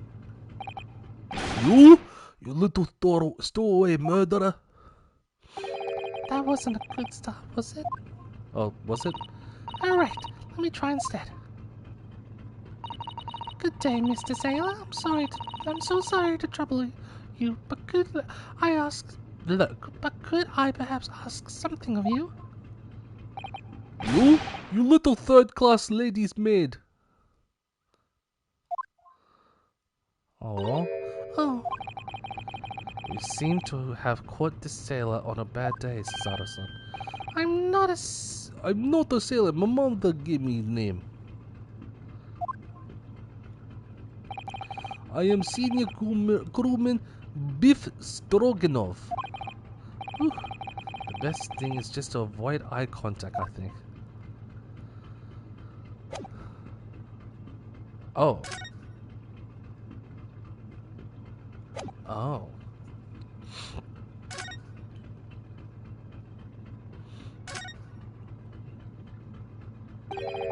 This is it. Oh no, I'm not looking at it. This is the cabin next to ours. The one the ventilator connects to. Yes, the ventilator from which Kazuma-sama wrote that what he saw a speckled band emerging. Maybe whoever's in this cabin can help solve that particular mystery. Let's ask. Oh, okay. Oh, excuse me. We need to get inside of this cabin here.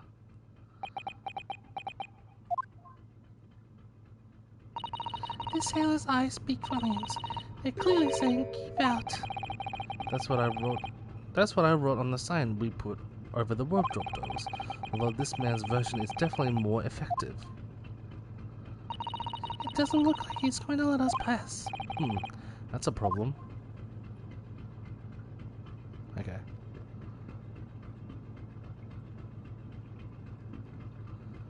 I still don't know what this thing is. A trap for catching mice. It is a mousetrap. Yes. We have plenty of those back at home in Japan, although they seem to be using a lump of chalk or something as bait. Let me see. Yes, I think that's what is called cheese. It's made from the milk of cows. Cheese? I wonder what that tastes like. They never had cheese before. You can't eat it now, son. The trap will snap shut on your fingers. Really? But I suppose you're right. You weren't actually going to try it, were you? All I've had to eat for the past couple of weeks is Kasuma's leftovers. You don't know how hungry I've been in that wardrobe. Poor you. I'll find a little snack for you later. This is ours. First class cabin number 1. Yes, that's our cabin. Not our cabin, it's Kasuma's-sama's. Sorry? Your accommodation is confined to the wardrobe inside the cabin. You know how to make a stowaway feel small, don't you? As small as the wardrobe I've been calling home. These cabins are the finest on the ship. My own cabin is in steerage number 539, by the way. 500 and... How many cabins are there? I guess we start talking to... This is a fire alarm. Do I do the fire alarm first, or do I speak to him first? I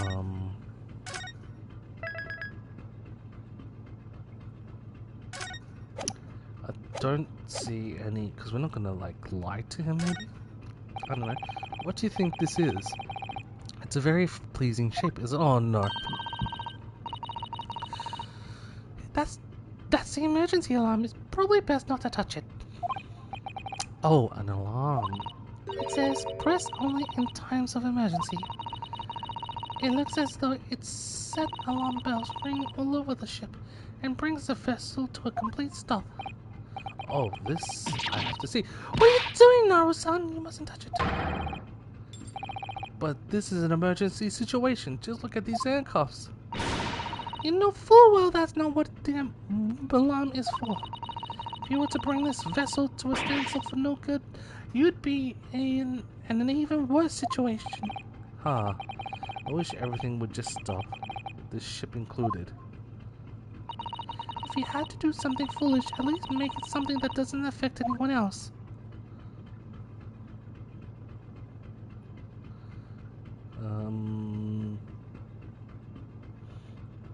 I still don't get why would you just place a mousetrap in front of the door, by the way? Not anywhere else? This light is nice. I guess we just start talking to old bud. First class cabin area. Mr. Stroganoff, about this first class cabin area. Here we are in finest part of Bura steamship for very important persons. What sort of very important persons? Government officials, kings and queens traveling in secret, many important persons. That is why I am always guarding this place. Gosh, that's amazing. But somehow I let stupid stowaway inside. I want to pick you up and throw you in ocean, but Stroganov is not animal. Thank you? If I may, I was wondering, is the cabin next to Mr. Sogi's currently occupied? Yeah. Zara-san, did you understand that? It sounded like Da! I think it's mostly Russian for yes or no. genius. It is not permitted to visit other cabins without invitation. Well, it sounds like there is somebody in the next door cabin at least. Oh wait. I have it mixed up. Yes, it's tantalizing. Whoops. Passenger in the next door cabin. Can I? No. Could you tell us who's traveling in the cabin next to Mr. Asogi's? His name is Mr. His name is Mr. Grimesby Roylott. He is very important Western gentleman. Grimesby Roylott. Grimesby Roylott. Grimesby Roylott. Roylott? I don't know. He is very important Western gentleman. A Western gentleman. Do not think about it. He has nothing to do with the murder of student boy. How can he be so sure about that? Mr. Roylott is authentic Western gentleman. Such a man would have no interest in lowly student from insignificant Far East Island. That was harsh. Could you tell us when Mr. Roy came aboard? That is not your business. Come to think of it, even though we've been at sea for 2 weeks now and I've been in Cosmos cabin the entire time, I've never once heard anything from the next door cabin, or even felt like there's anyone there. Well, presumably, since the gentleman is occupying one of the first class cabins, he must be rather important. Is that right? That is not your business. Last night. Are you on watch here at all times, Seaman Stroganoff? Da! All time, so criminals like you cannot come in or get out.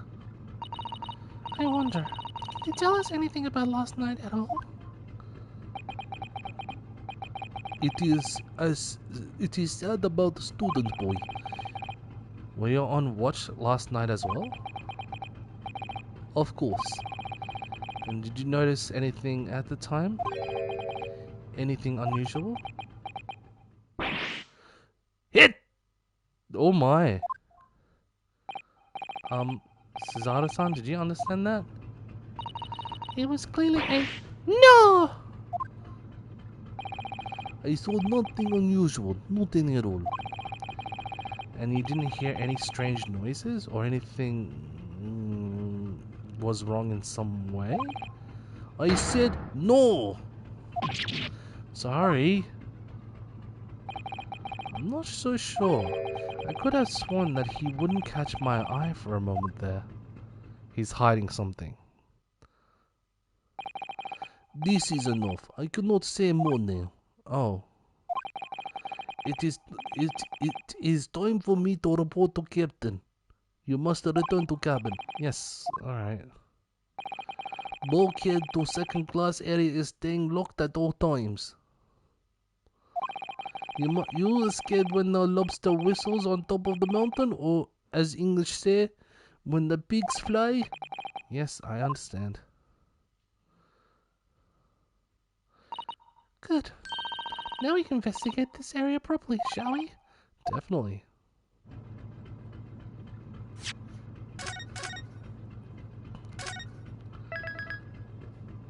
I kill you right now.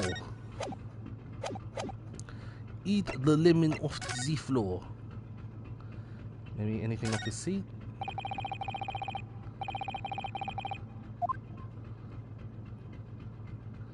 I mean, they want me to investigate the... Oh, the book. They want me to look at the book again? And the door.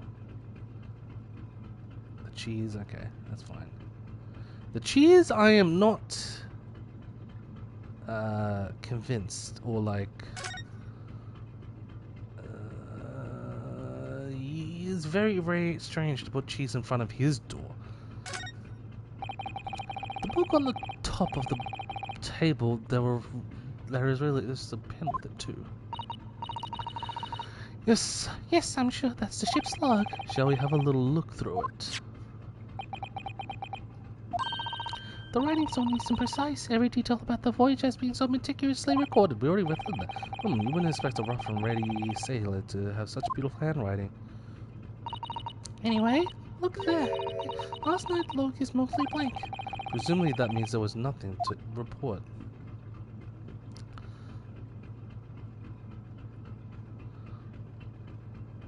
Didn't we just had that same conversation?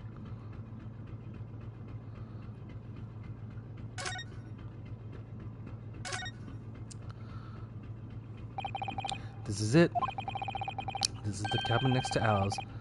The one the ventilator connects to. Yes, the ventilator from which Kazuma-sama wrote that he saw a speckled band emerging. Maybe whoever is in this cabin can help solve that particular mystery. Let's ask. Knock, knock.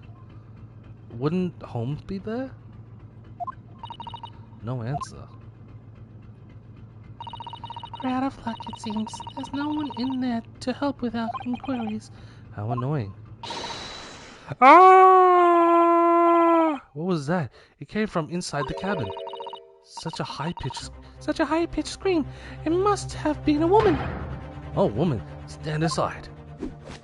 Oh shit! I'm about to break the door down. Mr. Sholmes! I shan't be stopped. When the fit is on me, I revel in kicking doors off their hinges. Please, wait, Mr. Sholmes. The door doesn't appear to be bolted. It doesn't? Then how the deuce can I dispatch this muscular urge? What prey can I kick? I think we should go in. There's no time to think about the stress relief. 9th January. This is Buria first class. Cabin number 2. Oh. Who are you? Western gentleman? Oh man. This man looks Russian to me. We heard a woman scream. A woman? Don't be absurd. As you can see, there is nobody but me in this cabin. True, this old man does appear to be the only person in here. But in that case, you just screamed. Get out, all of you, now! Please excuse the intrusion, but you're Mr. Grimesby Roylett, I believe? Yes, that's me. And you are? I'm the one and only The actual hairlock shows. You've heard of me, no doubt. No. I am the great detective among great detectives, and who adorns the cover of popular magazines, no less. So I assure you, you may trust me completely. The man uses that magazine like a business card. A detective? I do not trust detectives. We distinctively heard a scream emanating from within these walls. But there wouldn't appear to be a lady concealing herself within the wardrobe this time. So I might be so bold to ask you to open this small traveling case. What? Don't be so stupid. How could anyone fit in a small trunk like that? Well, it's quite fashionable these days, is it not? Traveling inside one's trunk. Don't look at me. Okay. Oh my, did you see that, Mr. Naruto? Yes, the case shook. Leave now, otherwise I call the steward. So this is Cosmo's neighbor, Mr. Grimsby Roylott. There is no doubt about it. This strange Russian man is hiding something. I couldn't agree more. Let's see if we can find some clues before that broody sailor returns.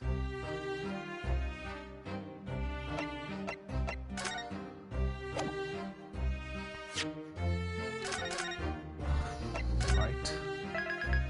This is getting spooky.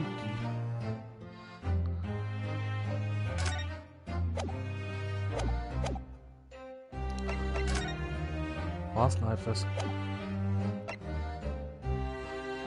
Did that frame just flash? Wait.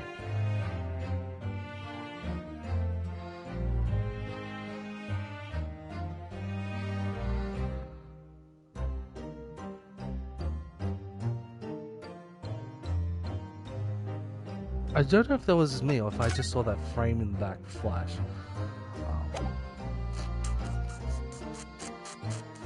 What do I do?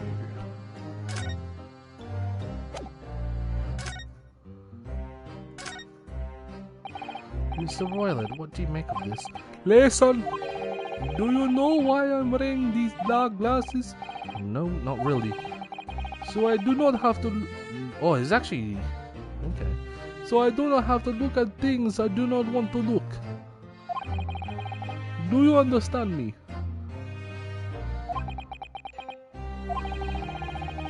I wish I could point out that you can still see things even when wearing sunglasses. But his chilly air has frozen my lips shut. Have you seen this before? I've never seen those strange letters before in my life. It says keep out in Japanese. Oh wait. It says keep out in Japanese. I haven't heard of that language. Seriously? Is the Empire of Japan really that insignificant to on the world stage? I don't know.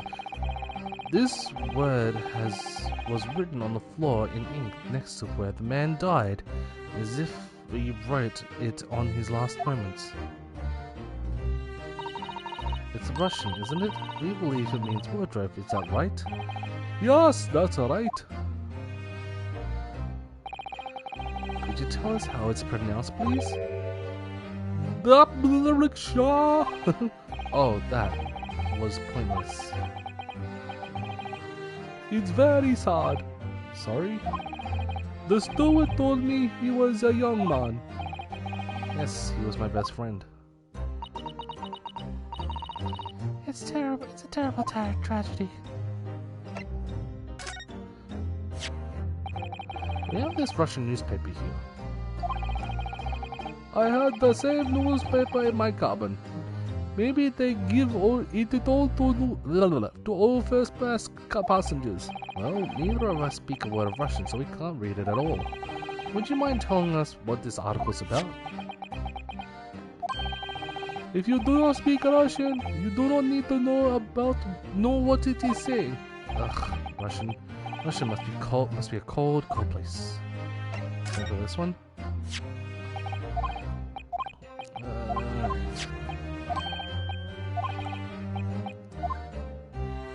Book. Have you seen this? I don't know what this is. I can't read. It's a travel diary written by the man who was killed. It's in Japanese. I haven't heard of that language. Seriously? Is the Empire of Japan really that significant to the world stage? Okay. Save.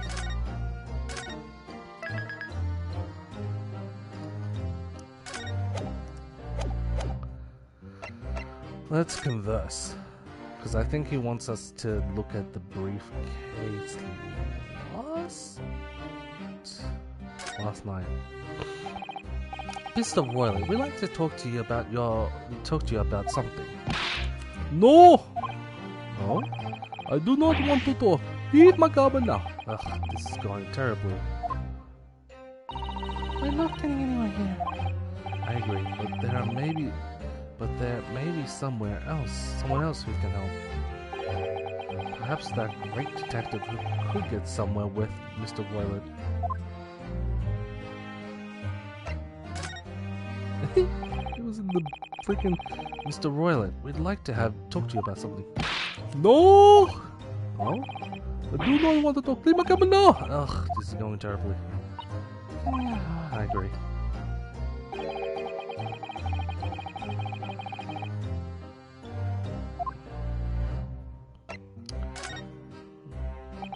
Mr. Roylett. No! John. Alright. Okay. Alright.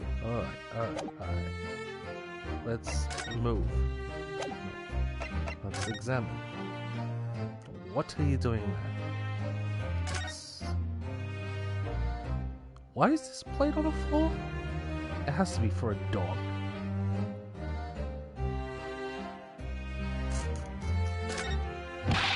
What do you think you're doing? Ah! This is my cabin. Get out! Can we just have a quick look inside your traveling bag case, perhaps? No! Ah, what a pity. I think we're out of luck. I think you're right. There doesn't appear to be anything more we can do. I agree. There may be someone else who can help. Perhaps that great detective who can get someone with Mr. Roylett. I'm gonna do anything I'll look at.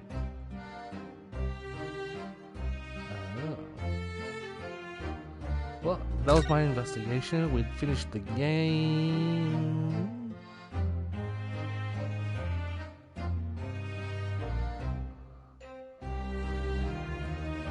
Alright, let's just speak to him. Do you have a moment, please, Mr. Sholmes?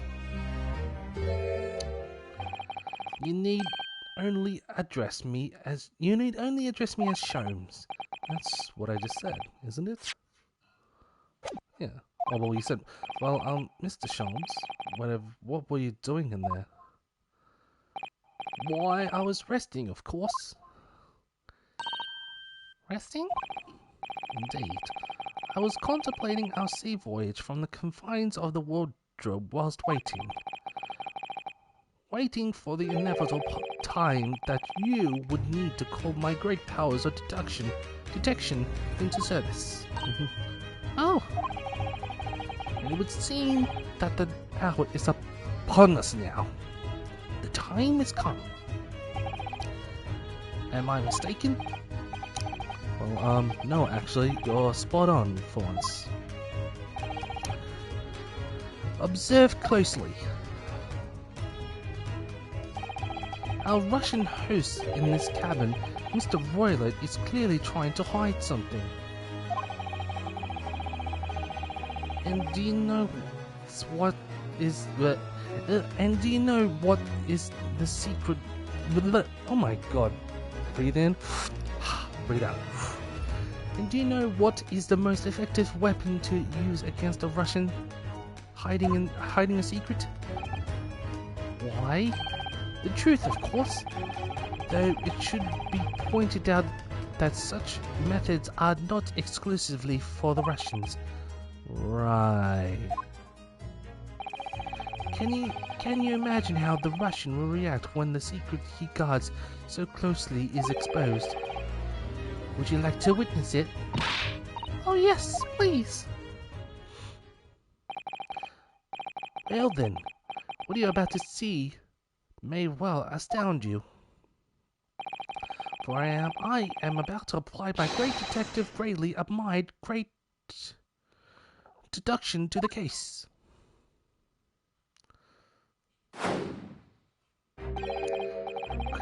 Could this man be a more hackneyed portrayal of a dubious Russian, I ask you? What? From time to time it occurs me. Is the fellow dubious on account of this Russianness, or Russian on account of his dubiousness? I really don't think either of those things should be occurring to you or anyone. That's right, Mr. Sholmes.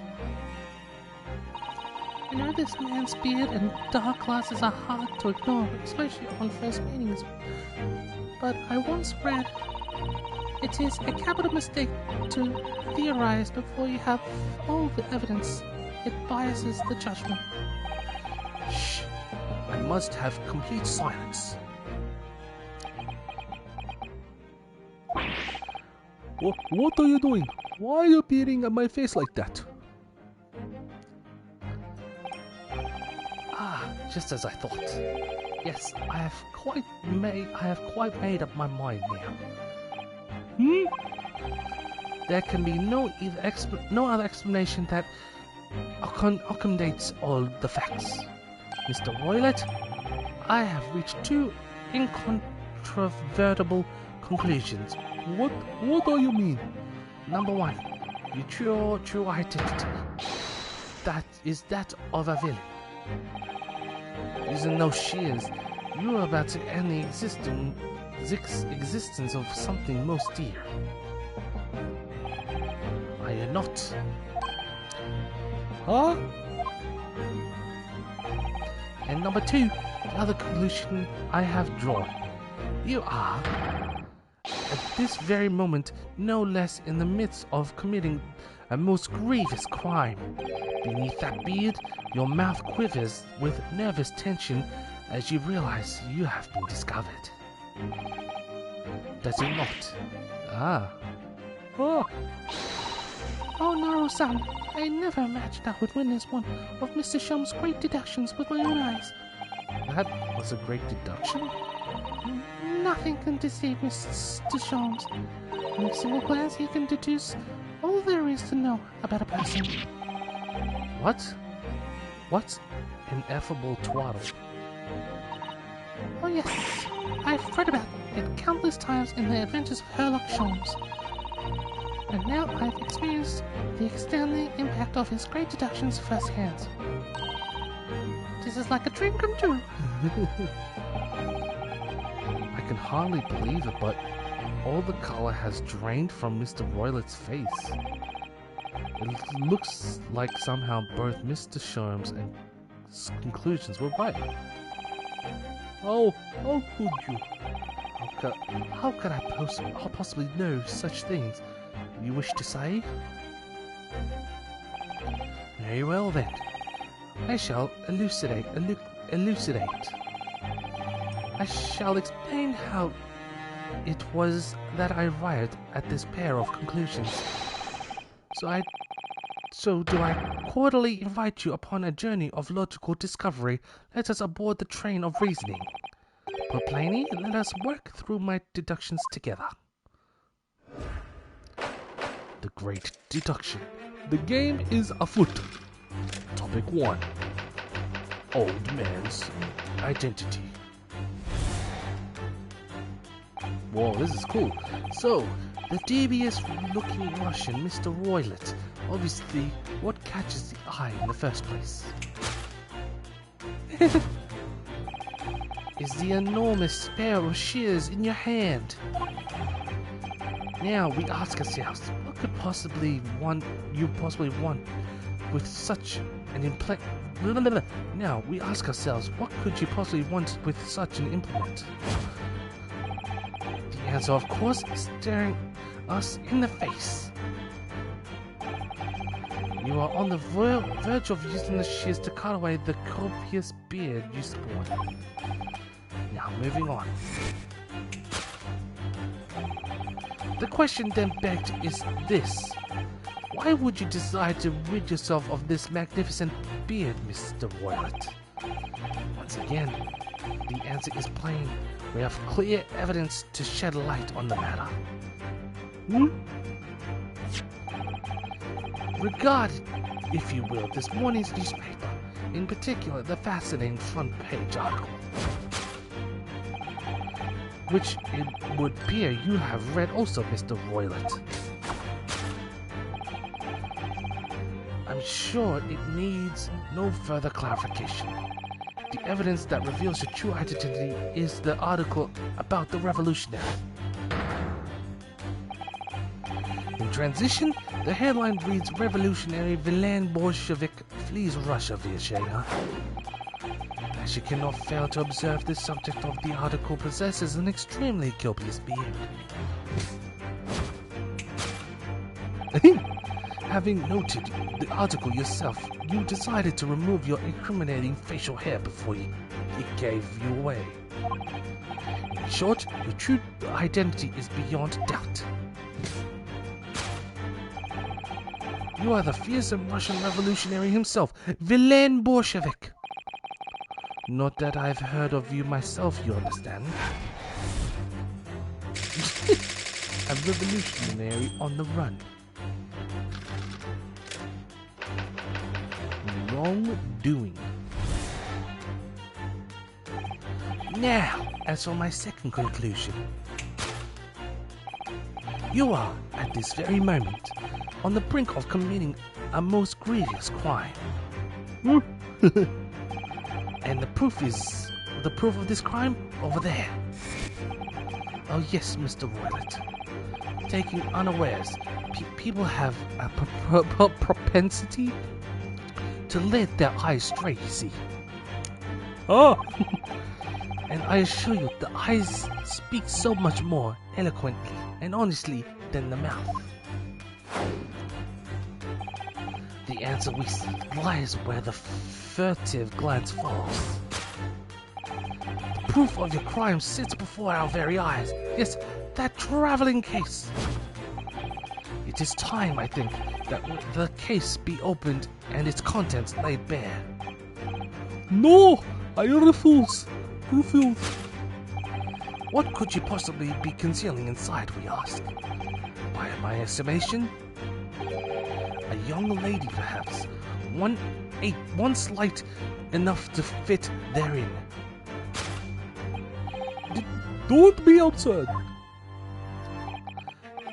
And what, pray, would the identity of this young lady be in the traveling case? Dear me, we are not well suited to a life of crime, are we? Your careless coup d'oeil betrays you. Once again, we need only follow your furtive glance to find the answer. Yes, the reason you refuse to open your traveling case can equally be found in the pages of this newspaper. For there is another, more stimulating article. If we turn from the fleeing revolutionary to the back page. I like this. This is also renowned prima ballerina of the Novovich Ballet who disappears from Shanghai. Such a headline can lead us to but one conclusion. Your crime is that of abduction. And according to the article, the young lady's name is Nikolina Pavlova. Kidnapping of a young ballerina in a small suitcase. Thus concludes Herlock Sholmes' great deduction of this Russian's enigma, Elementsky. Oh my god. Fantastic. Bravo. 10 out of 10. Elementsky.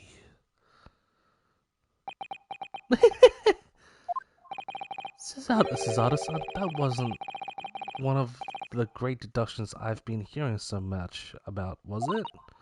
Well, the stories are full of Mr. Shum's brilliant deductions, you know? But that did seem a little different somehow. Excuse me, Mr. Sholmes, could you come over here for a moment? Pray, what can I do for you? It's about deductions, would you mind? Not at all, go on. Well, to start with, there's the newspaper article. I think we had the same discussion before, but these two men look nothing like each other. Ah, yes, I recall our discussion earlier, and at the time I believe I told you that the man is a revolutionary, well able to revolutionize his own appearance.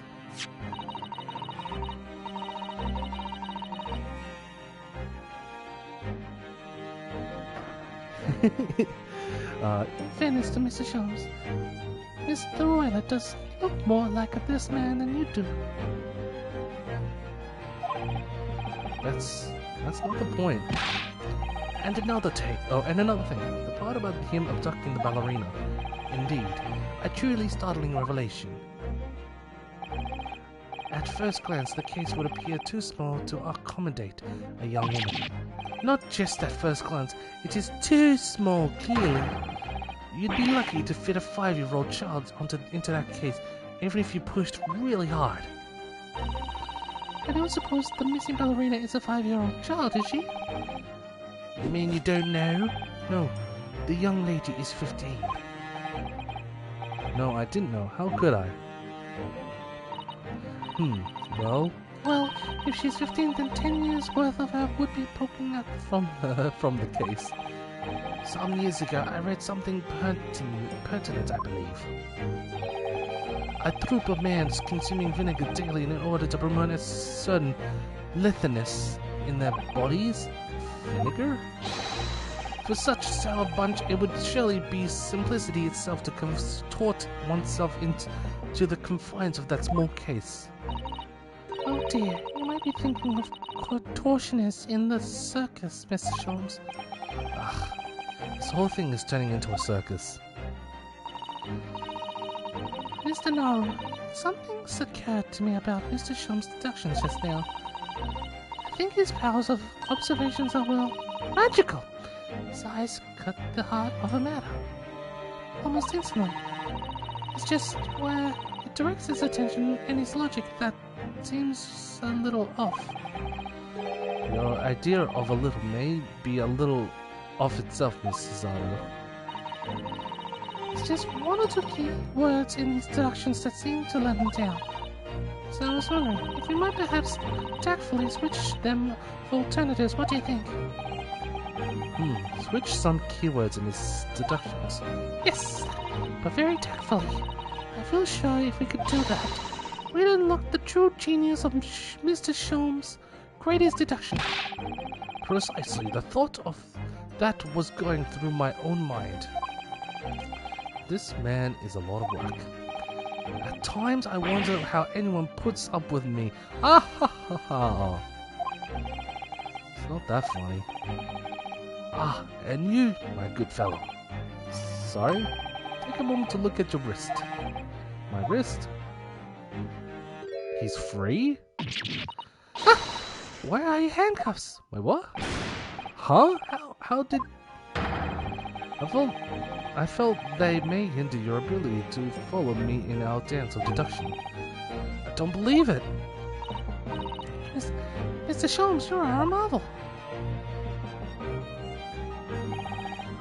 And don't worry, I shall restore the shackles to your wrist when we are finished. A I'm not worried, in fact, I'd rather stay like this. So, let us begin. Sherlock Holmes is proud to present his logic and reasoning spectacular! Course correction. Hold it, Mr. Sholmes! Topic 1, all the anxiety to the conclusion. So, the dubious looking Russian, Mr. Roylott, obviously catches the eye in the first place. Is the enormous pair of shares in your hand? Now, we ask ourselves, what could you possibly want with such an implement? The answer, of course, is staring us in the face. You are on the verge of using the shears to cut away the copyist's beard, you spore. I'm not sure. Would you really use shears like that to cut off a beard? I doubt that's something I'll ever have to worry about. It doesn't quite sit right with me, though. It doesn't seem to be sitting right with Mr. Roylott either. Which means, I suppose, the deduction is wrong. Let's try to switch a keyword here, son, and see if it helps matters. Alright, but how? I think we should start by taking a long, hard look at Mr. Roylott. I wonder if it's really his beard that he tends to use those shears on. Exactly. If we do manage to find something that seems to fit the sense of Mr. Sholmes' deduction better, then what? Then I'll leave the rest in your capable hands now, son. Why am I the one to do something about this? Well, anyway, let's see if there's anything we could even use to switch around in the last sentence. What exactly was Mr. Roylott was really going to use those enormous shears for? Copious beard? It really is a useful full beard, isn't it? Yes, although according to Mr. Sholmes, Mr. Roylott was about to cut it off. I still think that he looks nothing like the man pictured in the newspaper article, though the apparently merciless revolutionary villain Bolshevik. So, if he wasn't going to cut off his beard, presumably he was going to cut something else. Yes, we need to look at this from a fresh perspective and try to work it out. Oh, so.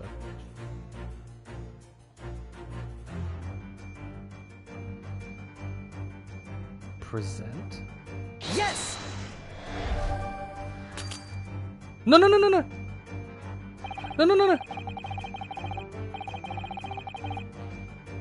For years you have been on the run on your home. Okay, I did not mean to do that.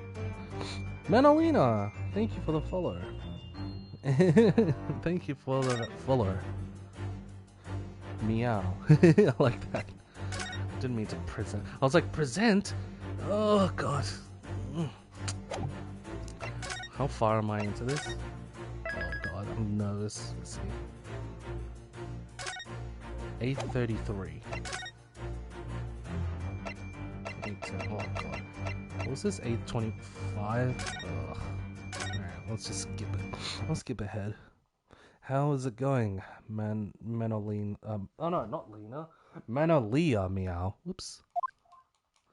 Manolia, hope you're doing well in this great evening or day or night. Okay, let's just... When I saw present, I thought it wanted me to present evidence or something like that. Oh god. Not the hat. Why would you want to cut your hat? I wanted to inspect the hat. Maybe there was something in the hat? I don't know. Alright, let's just skip all of this.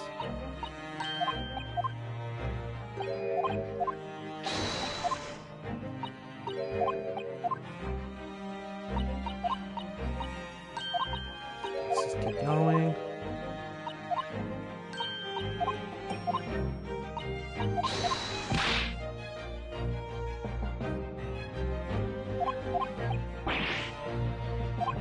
Let's keep going. Didn't mean to. I am free!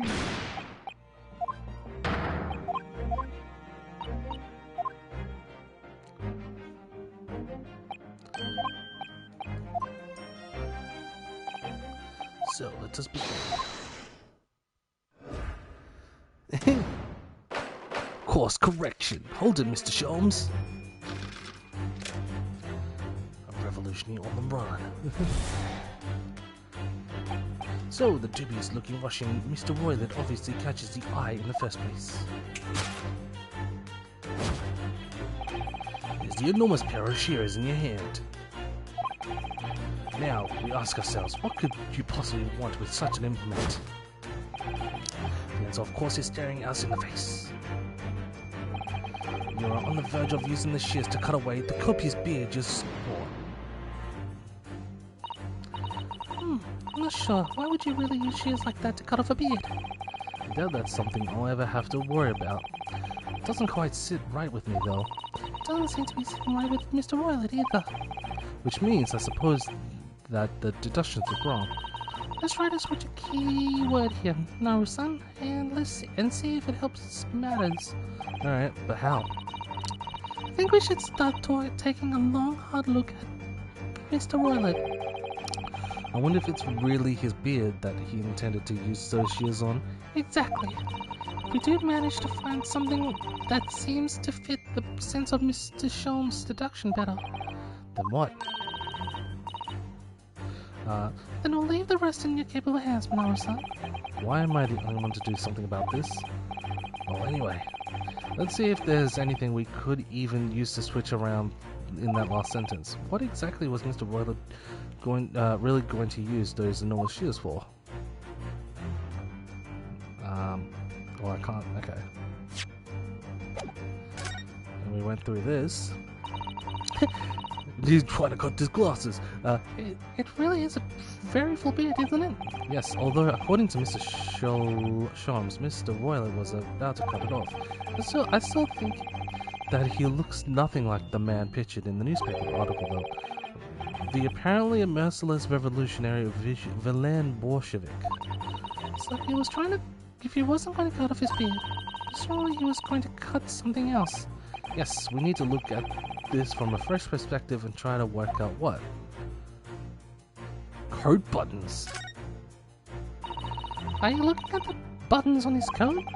Could it be that Mr. Roylet was planning to cut these off? Oh! Why? Well, when you're wearing thick gloves, it can be very hard to undo buttons. Then couldn't you just take off your gloves first? Aha! So he was going to use the scissors to cut off his gloves then. I want you to take a deep breath and look at this from a fresh perspective, Naru-san. Oops, I think she's angry. Oh, you can change the camera. Oh, golden locks. Cut off the ears. Cut off my own arms.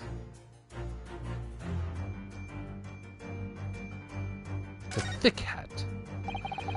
It's a very thick hat, isn't it? Ah, that's the secret, you see, Naru-san. Don't you know? Secret? What? Well, before we left Japan, it took some time to study of various foreign countries. Russia is a land of unimaginable cold, and a thick hat is the secret to keeping warm. Without one, I read that your brain would freeze. Whoa. That was one of many fascinating snippets of information on, oh mother, not Russia.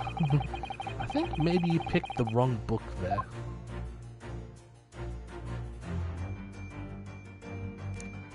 Just to go, I want to see if there's any other funny dialogue. Aw. Cut off the nose, the ears, the coat buttons. Obviously it's the golden locks. What the? What's this? It looks like a cascade of stunning golden locks. No, the color's not the point. The point is, what's it doing on the back of Mr. Roylet's head? And how's it growing out from underneath his thick black hair? Well, yes, that's true. So it's stunningly beautiful. So it's stunningly beautiful and stunningly surprising. Something's definitely not right there. Or here. Yes! Golden.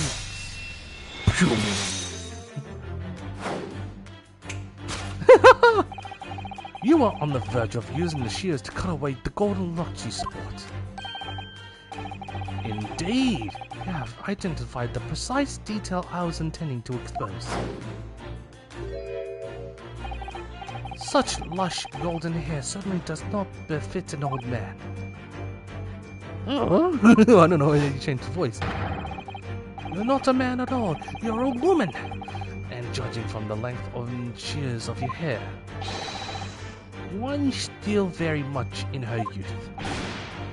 Oh no!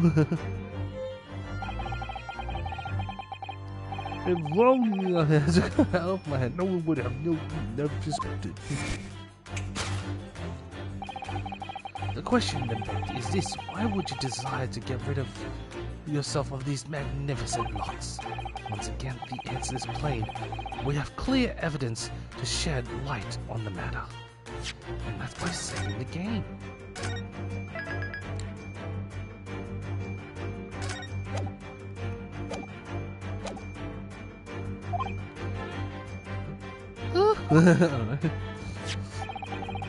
I'm sure it needs no further clarification.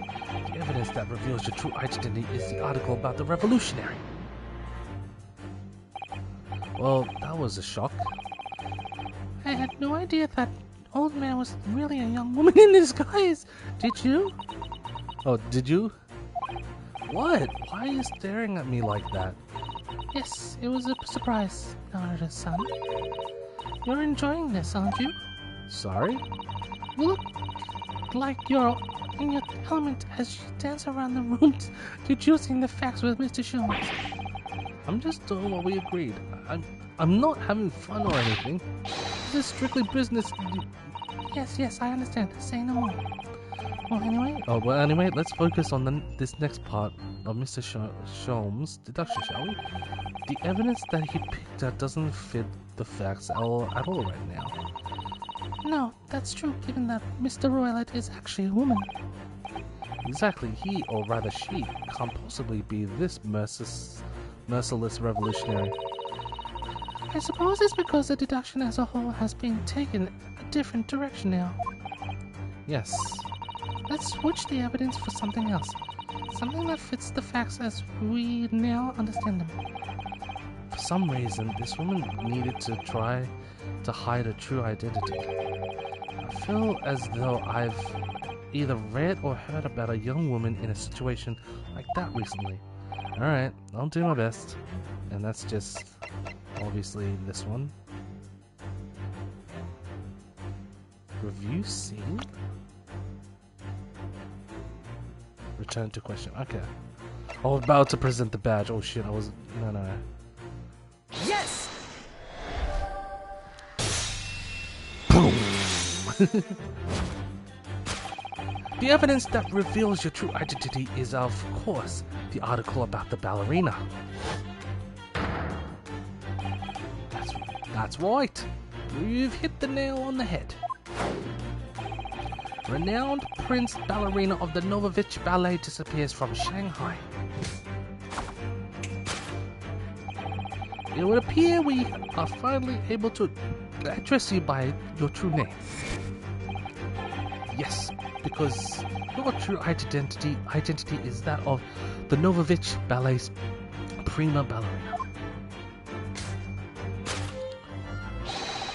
Miss Nikolina Pavlova. Oh shit.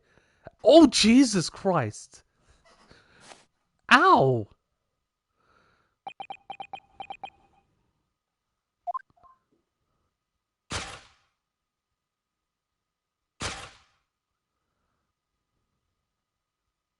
Hello. Oh my. You're right. Oh no. My real name is Nina. I mean Nikolina Pavlova. But please, I beg you, don't tell anyone. Ballerina on the run. Solved. Kidnapping of a young ballerina. Kidnapping myself. Now, as for my second conclusion. You are, at this very moment, on the brink of committing the most grievous crime. And the proof of this crime over there. Oh yes, Miss Pavlova. Taking awareness, people have a propensity to let their eyes stray, you see? And I assure you, the eyes speak so much more eloquently and honestly than the mouth. The answer we seek lies where the furtive glance falls. The proof of your crime sits before our very eyes. Yes, that traveling case. I think it's a tiara? This woman is the ballerina and she's right in front of our eyes. So clearly she can't be inside of that traveling case as well. No, that's right. It seems she wasn't abducted at all. In which case, what is the crime this young woman is apparently committing? See, I'm going to have to step in and fix the great detective's mistake again. You seem to look pleased, Naru-san. Do you like the idea of another chance to dance around with Mr. Sholmes? Stop it. Anyway, there must be something else here that shows what this woman is up to. There's the tiara. Traveling case. Bin. Waste paper basket?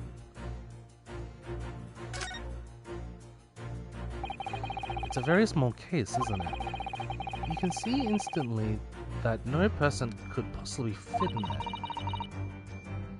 So does that tell us that Miss Pavlova's telling a glance in this direction was focused on something else? That's true though, it doesn't make sense. What do you mean? Well, if there's nothing incriminating inside this case, why did she refuse us to look inside? Yes, I wonder why. Perhaps she has a perfectly harmless reason though. She didn't want the people to see her tiara? That's my only guess. The waste paper basket? Let's have a little look inside. Naru-san! It's poor etiquette to go sifting through someone's rubbish, you know? Ugh, those eyes. She's looking at me like I'm a piece of rubbish now. However, these are special circumstances, I think. Exactly, we have no choice. There's hardly anything here at all. Oh, well, that's a little disappointing.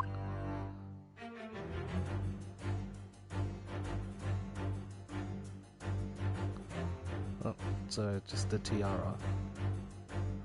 I imagine just the tiara. Wow, look at this dazzling tiara. I've never seen anything like it. Are those real diamonds, do you think? Oh, Naru. No, Naru-san, try it on. What? Me? Isn't it usually girls who wear tiaras? Wouldn't you like to try it on? Oh no, I couldn't possibly. It's far too beautiful. Why does this tiara look familiar? I feel like I've seen it somewhere recently. I mean... It has to be. Yes! Yeah. The proof of your crime is surely this tiara. Ah! I believe this tiara is worn on stage by dancers in the Novovich ballet, is it not? Indeed, it would appear to be identical to the tiara pictured here in the newspaper article. And if the reporting is to be believed, it's an item worth 20,000 rubles. In summary, the crime you committed is theft.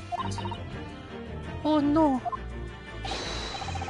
Yes, you've left your ballet troupe, unlawfully taking their precious tiara with you. Ah! Oh.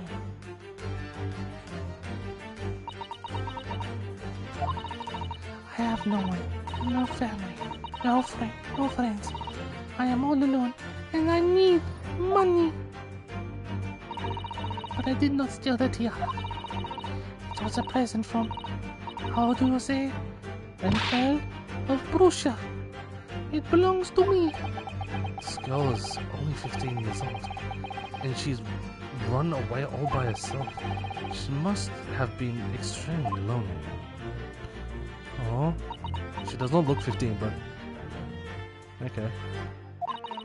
Alright, I will tell you everything. There is no point to hiding it now. Come. Let us not be hasty. What? There remains one unsolved mystery about you. Mystery? What do you mean? You have staunchly refused to open this traveling case of yours in our presence. It is reasonable to conclude, therefore, that there exists some reason why you wish it to remain closed. Is that not so, Miss Pavlova? My dear girl. Oh no, my dear girl, there is no sense in playing games with me. Nothing escapes my attention. Indeed, I have a very good idea of the contents of your case, even before I have laid eyes on them. Dear me, we are not well suited to a life of crime, are we? Your careless coup d'oeil betrays you. Once again, we need only follow your furtive glance to find the answer. Yes, the reason why you refuse to open your case is written in the books on the shelf. He's completely changed tack with his deduction now. I think Mr. Shand is adapting his logic to the changing circumstances, don't you? Maybe. Why has he suddenly brought the bookshelf into all of this? It's a wild guess, Shirley. Oh, do you think so? Well, it doesn't seem likely that the reason why this young woman doesn't want to open her case would have been writing in a book that doesn't even belong to her. Yes, that's true, but still. Miss Pavlova certainly did cast her eyes in that direction. I've noticed it myself. Oh. Then there has to be another reason why she won't open her case. It must be somewhere in the same area if that's where her gaze is involuntarily drawn. I agree, that's the only answer. Whatever she has hidden inside that case should be revealed by following her gaze in the direction of the bookcase. Rules of passage, small picture. Is that a dog? Whoa. Oh, pet! Pet. Yes. Yes, the reason why you refuse to open is... Okay, what's the small picture anyways? This is a charming little picture, is it? What is it? Someone climbing a steep mountainside? Or descending one, it seems to me. When you've been on the flat sea for a while, maybe you start seeing hills and mountains and on everything. Is it just book on the shelf?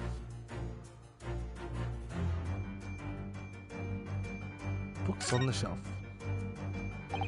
Ah, it looks like these are all the same books that we have in our cabin. I suppose the steward likes to make sure passengers have plenty to read for a long voyage. And have you noticed how all the books have fallen over just like in Cosmo Summer's cabin? It's almost like someone's taken a sweep at them. Maybe Miss Pavlova while she was practicing her ballet? Maybe the point was we don't have... anyway, the point is we don't have time to look through all these books at the moment. We couldn't even if we wanted to. They're all in Russian. Well, that's a relief. Let's try our luck somewhere else. It can't be the cabin door. It has to be the wall book, obviously, because it's pets. It's a metal door the same as in Kazuma's cabin. Yes, and the rather slim bolt is the same as well.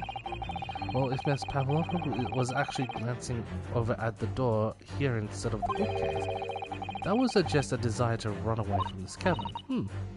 Maybe. But not really. These are the rules of passage for travel aboard the SS Booyah. Passengers must not keep weapons or other dangerous objects in their cabins. Pets are also strictly forbidden. There was exactly the same notice in our cabin too. I wonder what happens if you break the rules. Oh dear, I'm sure the punishment would be severe. No, son, you'd probably be left to drift in the freezing cold ocean, or shut inside a tiny wardrobe for days on end. So I've actually been serving time for weeks now, have I? It has to be this one. Yes! Yeah. Pets.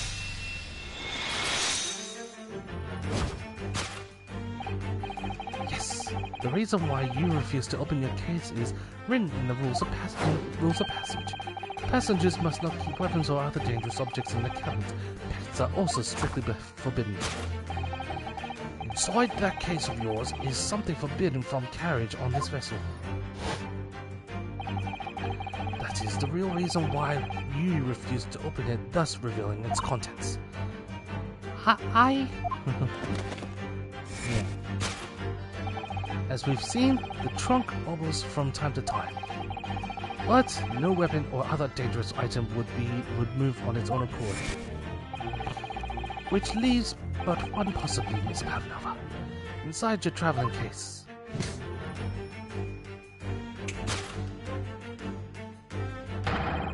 Is the last item listed as a forbidden in the vessel's rules of passage a pet?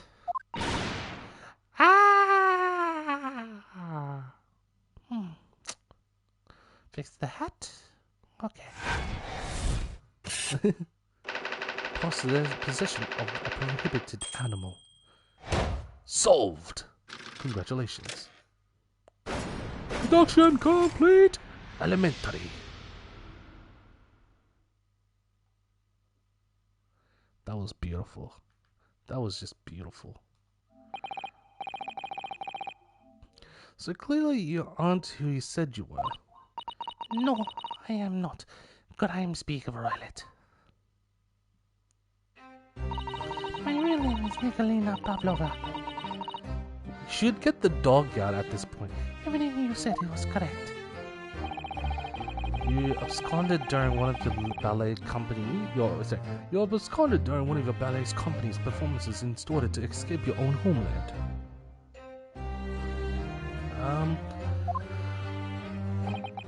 Later that same night, you stole aboard this vessel. What?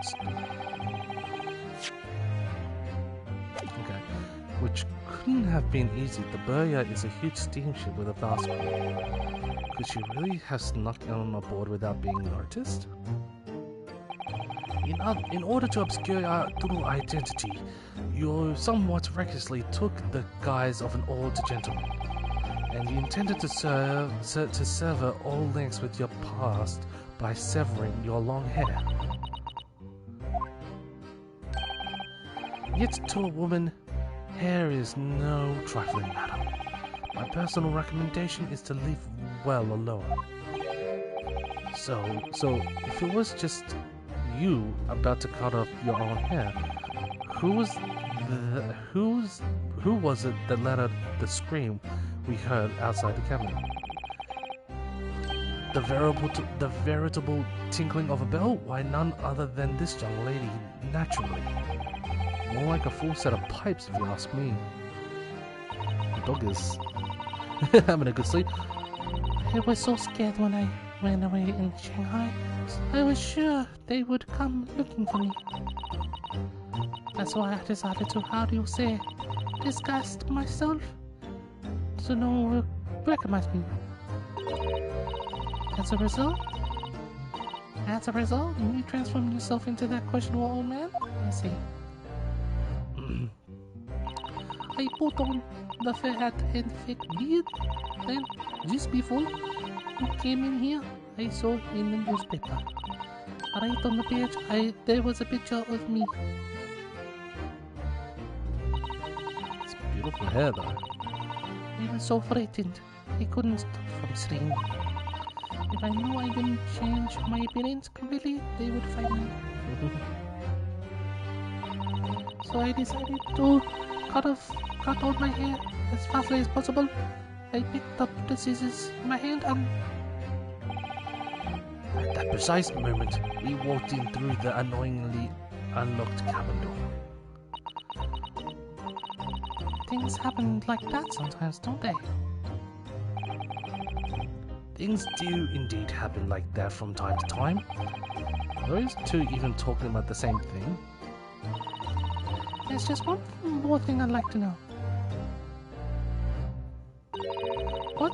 What exactly do you have inside your traveling case? Oh, you are right. It is my dear friend inside. My only friend in the whole world. Please, don't tell anyone. If the captain finds out, if you say to any of the crew... Your secret is safe as us, I assure you. But in return, you must tell us in as much detail as you can muster about the evidence of last night. Yes, alright, I will tell you. Well, Mr. Naru, wasn't it something Mr. Shum's great deduction? It was certainly something, yes. I'm just not entirely sure what. But at least Miss Pavlova has agreed to tell us what she knows. That's incredible. Indeed, it is incredible. Ah, and one more thing. I'll probably stop at it for now. I need to eat my dinner and all that. I think I'm done for tonight. Thank you all for watching. I actually should start getting into raiding people or hosting people and stuff like that. And yes, I'll see you all next time. Let's see who will raid. And yes, see you all next time. I'll probably I don't know when I'll get back to streaming this, but yes, I'll let people know. See you later. Bye-bye.